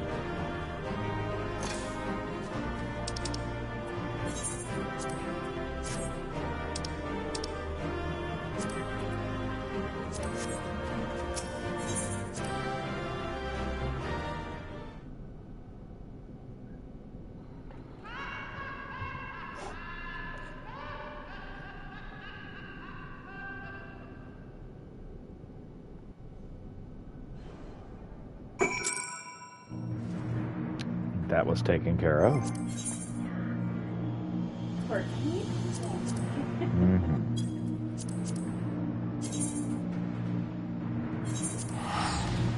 Let's report to Menphili at the Rising Stones then.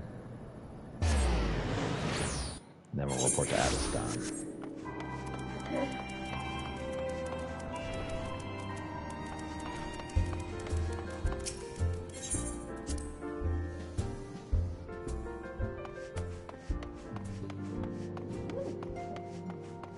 Mm-hmm. This is the upgraded home base. And it's next to a crystal, which I like a lot. Yeah. Mm-hmm. Welcome back, my friend. I have already received word from Alfino. Yeah, it took a little longer than I meant to. Sorry. To think that Flame Marshal Huayu was the Garlean agent. I know not what to say. Together with Robon, Aline lent us much needed aid at the time of our order's founding. She was particularly passionate about the need to tackle the primal threat. When we discussed the subject, her eyes fairly shone with determination. Whatever else she may have been, I choose to believe that it was her true self with whom I spoke then. But now is not the time to dwell on such matters. I have an important announcement to make regarding our effort to defeat the Asians. We shall begin as soon as everyone is assembled. All right. I'm gonna use the restroom, and then we'll go do that.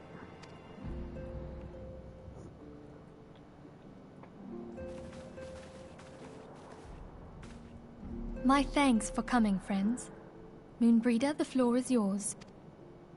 By now, I'm sure you're all familiar with white auracite, the miraculous material that will allow us to capture Asian souls. Back at Snowcloak, we verified its ability to absorb vast amounts of ether. Alas, it leaves something to be desired in the area of stability.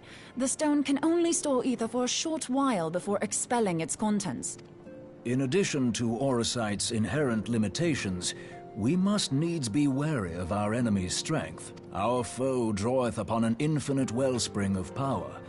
Even should we succeed in entrapping him, the stone will not long contain his wrath. Meaning that, if we want to kill the swine, we'll have to be quick about it.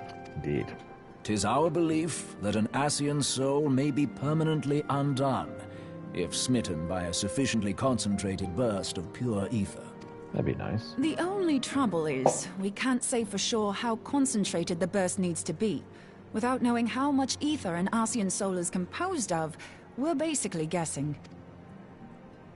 Our sole clue lieth in thy struggle with La Hebrea.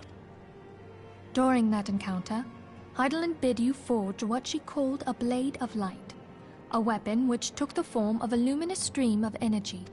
Based on your description, we believe the blade with which you vanquished your foe was composed of ether.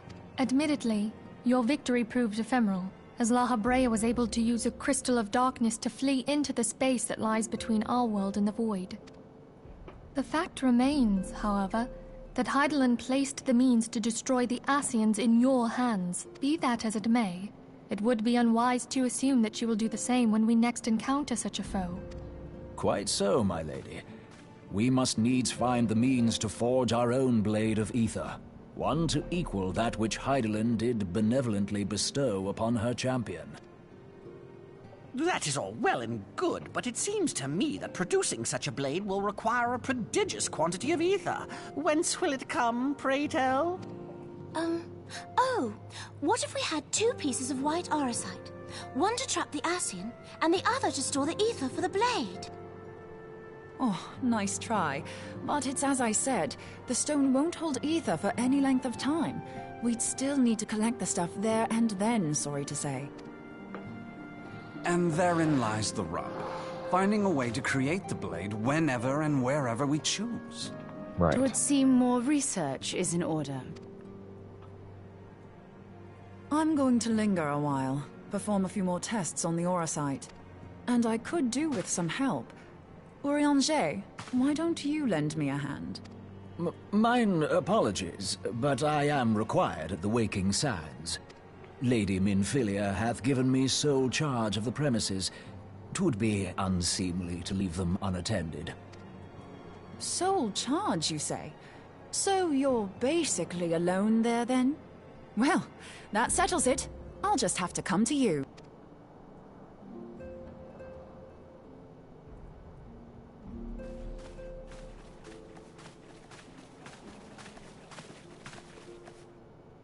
While you were afield, word arrived from the Charlian motherland. You will recall that a survey party was dispatched to investigate the incident of the Isle of Vow. Right. What they discovered was troubling, to say the least. Oh dear. According to the report, the Isle has been erased from existence, 'Twas as if a hole had been torn in the very fabric of reality. That is unfortunate. Aye, yet the mystery endeth not with the Isle's disappearance. It hath come to light that a number of scholars in various other locales were reported missing at a similar juncture. What's more, they all had something in common with the head of the students of Baldessian. Every last one of them was researching a phenomenon called dimensional compression, or the rejoining as the ancient texts call it. I'll be damned if that's a coincidence. All indications suggest Asian involvement, but I sense that a force greater still is at work. The entity the Dark Beings call the One True God. Uh-oh. We must pray that my dear friend Kryl regains consciousness soon. If she bore witness to the Isle of Val's final moments, she may be able to shed some light on this mystery.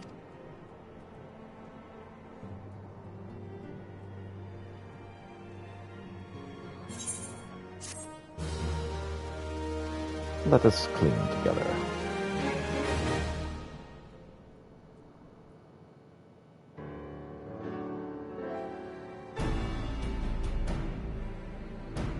Power and wealth, represented by the diamond and the flame. Following the calamity, the forces of the 14th Imperial Legion entrenched themselves in strategic locations across Eorzea. So swiftly did they accomplish this, it was suspected that they had received help. To think that it came from Huayu, my right hand. There is more. We have reason to believe that Huayu didn't deal exclusively with the 14th. She also answered to a higher authority in Garlemald. But this higher authority could not have been the Emperor. By consenting to the Media Project, Solus Zos Galvus showed himself to be more concerned about preventing the spread of primal influence than claiming Eorzea for the Empire. He would happily have seen the lot reduced to ash. We believe a number of high-ranking figures within the royal household were against the decision, but that they knew better than to oppose the Emperor openly. Of course, this didn't prevent them from making clandestine provisions, in which Huayu played a part. Huayu. Alas, these provisions did not prevent Dalamud from falling, and the ensuing chaos changed the face of the realm forever. Yet Eorzea survived. To all intents and purposes, the Meteor Project had failed, and the Empire was left to rue its lack of a decisive means to eliminate the primals. Until, that is, it stumbled upon the Ultima weapon. Even before the accursed thing was dug up, it seemed to me the 14th had the might to overwhelm our weakened armies. Yet they chose to hide behind their walls. Why? The Black Wolf was wary of making the denizens of Eorzea desperate, lest more primals emerge to bleed the land. The discovery of the Ultima weapon, however, emboldened him to resume his war of conquest in earnest. But there was one in Garlemald who believed that Van Belsar's actions were premature. One who stood higher in the Imperial Army's chain of command. He ordered the Legatus to halt his advance, only to find that the Black Wolf had slipped its leash, and that the 14th now acted alone. In a bid to bring Van Belsar to heel, he used the agent he had planted in Ul'dah prior to the calamity to undermine the Legion's efforts. A man who outranks Van Belsar, yet opposed the late Emperor's decision to annihilate Eorzea. This could only be the former High Legatus of the Garlean army, now known as Emperor Voris Zos Galvus. So he was Huayu's true master. But one of several in actual fact. We've learned that even as Huayu served the Empire's interests, she sold Imperial secrets to a certain faction in Eorzea. In so doing, she helped to maintain the status quo, thus prolonging the conflict. Considering who stands to profit from war, it isn't hard to imagine who her other masters were. The Syndicate. 7 hells! You mean to say that she was a double agent? Triple, if you consider her services to Van Belsar and the new Emperor as separate. Right. As neatly as these pieces seem to fit, one aspect of the puzzle remains unclear to me. By whose will was the Marshal feeding intelligence to the heretics? And try as I might, I fail to see how aiding their cause would profit either her Imperial or monetarist masters. Quadruple agent? Could it be that another hand is at work here? If so, Huayu must be made to reveal whose it is.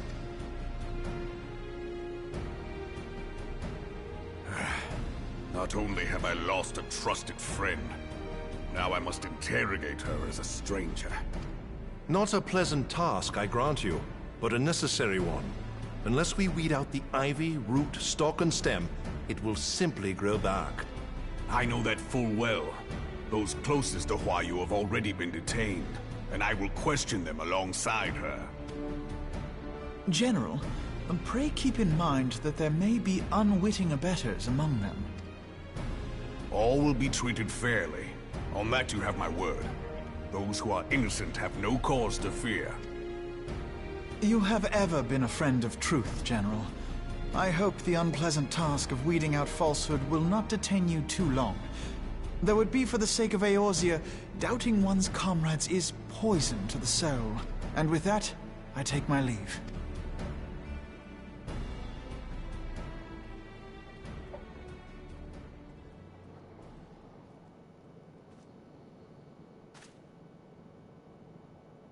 All these years, I've been made to dance to their tune.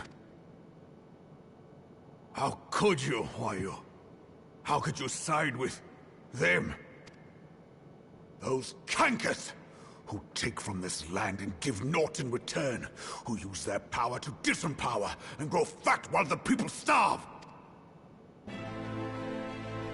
I know you can hear me, monetarist scum! Your crimes will not go unpunished! Today I will purge this land of your sickness! Before the eyes of the 12, I swear it!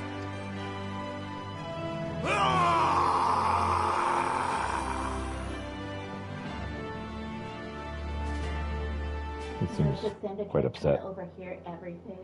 Yep. I shall have no further need of you this day.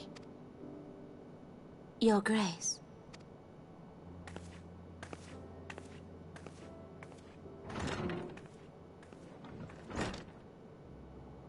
That giant cheese wedge Fear looks that not amazing. even mine own chambers shall remain private for long. Has the situation grown so grim? Ever since he proposed the Cartiner Reclamation Bill, Teleji Adeleji has risen to greater prominence upon the backs of impoverished refugees. The monetarists were ever united in their pursuit of profit, but the man's actions have torn a rift in their ranks. They snap at each other as rabid dogs. Yet now is not the time to be bickering among ourselves. If this bickering is a threat to law and order, might you not have grounds to dissolve the Syndicate? Would that the solution were so simple, Admiral. Alas, my moving to dissolve the Syndicate is certain to spark outrage among the influential merchant class, whom the Cabal represents. This would serve to exacerbate the current unrest, and peace would slip still further away. Be they rich or poor, natives or refugees, all who reside in Ul'dah have a right to pursue happiness. It is the duty of a ruler to protect this right. If I am to perform my duty, I must needs tread warily. It would not do to make enemies heedlessly. Were Lord Lolorito here, he would doubtless say that I have my head in the clouds. A ruler is required to take a wide view. Try as we might to cater to all needs, some will inevitably be overlooked. As such, there shall ever be citizens who feel aggrieved. It cannot be helped, but as you have informed us, the monetarists take no view but their own. They hunger for power while the masses starve. In the absence of a common cause, it seems beyond any one individual to make Ul'dah whole. And the presence of a Garlean agent within the Immortal Flames only makes matters worse. Even accounting for Ul'dah's historic reliance upon mercenaries, such a grievous breach of security is unprecedented. I fear this business will provide the monetarists with a rod to beat Rauban. Eorzea can ill afford for the immortal flames to be dampened now. Ere long, the Garleans will turn their ravenous gaze toward our lands once more. If we are to resist their might, our nations must stand together. Yet for this to happen, our nations must be whole. Cannot be done to improve the situation in Ul'dah. The true wealth of Ul'dah lies in the health, happiness, and hopes of her citizens. Alas, the citizens shall never know these things, so long as their lives are ruled by the ambitions of the few. The monetarists claim to represent the best interests of the people, but in sooth they desire only to manipulate them for their own selfish ends. For the government to serve the people, it must be formed of the people. For Ul'dah to move forward, it is not only the Syndicate that must be dissolved. Nay, you jest. My friends, it was for no other reason than to make known to you mine intent that I requested your presence here. When I make my declaration to the people, chaos shall inevitably ensue. As the last monarch in the line of Ul, I make unto you this request. Help Roban to preserve order, and protect the people. Forsake them, and you forsake yourselves. For a strong Eorzea will ever have need of a strong Ul'dah. She kind of suddenly announcing democracy. Your Grace, Think so. are you certain of this? There is no other way. When the time is ripe, the nation shall become a true republic.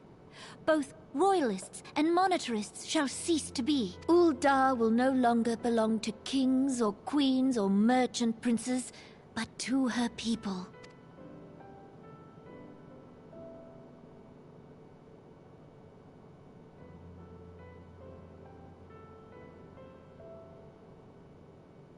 Roban, forgive me for casting aside all that you have toiled for in my name.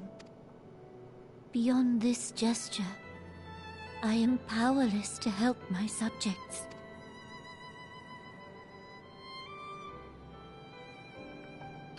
Yeah, that pineapple upside-down cake looked a lot like cheese, or cheese wheel.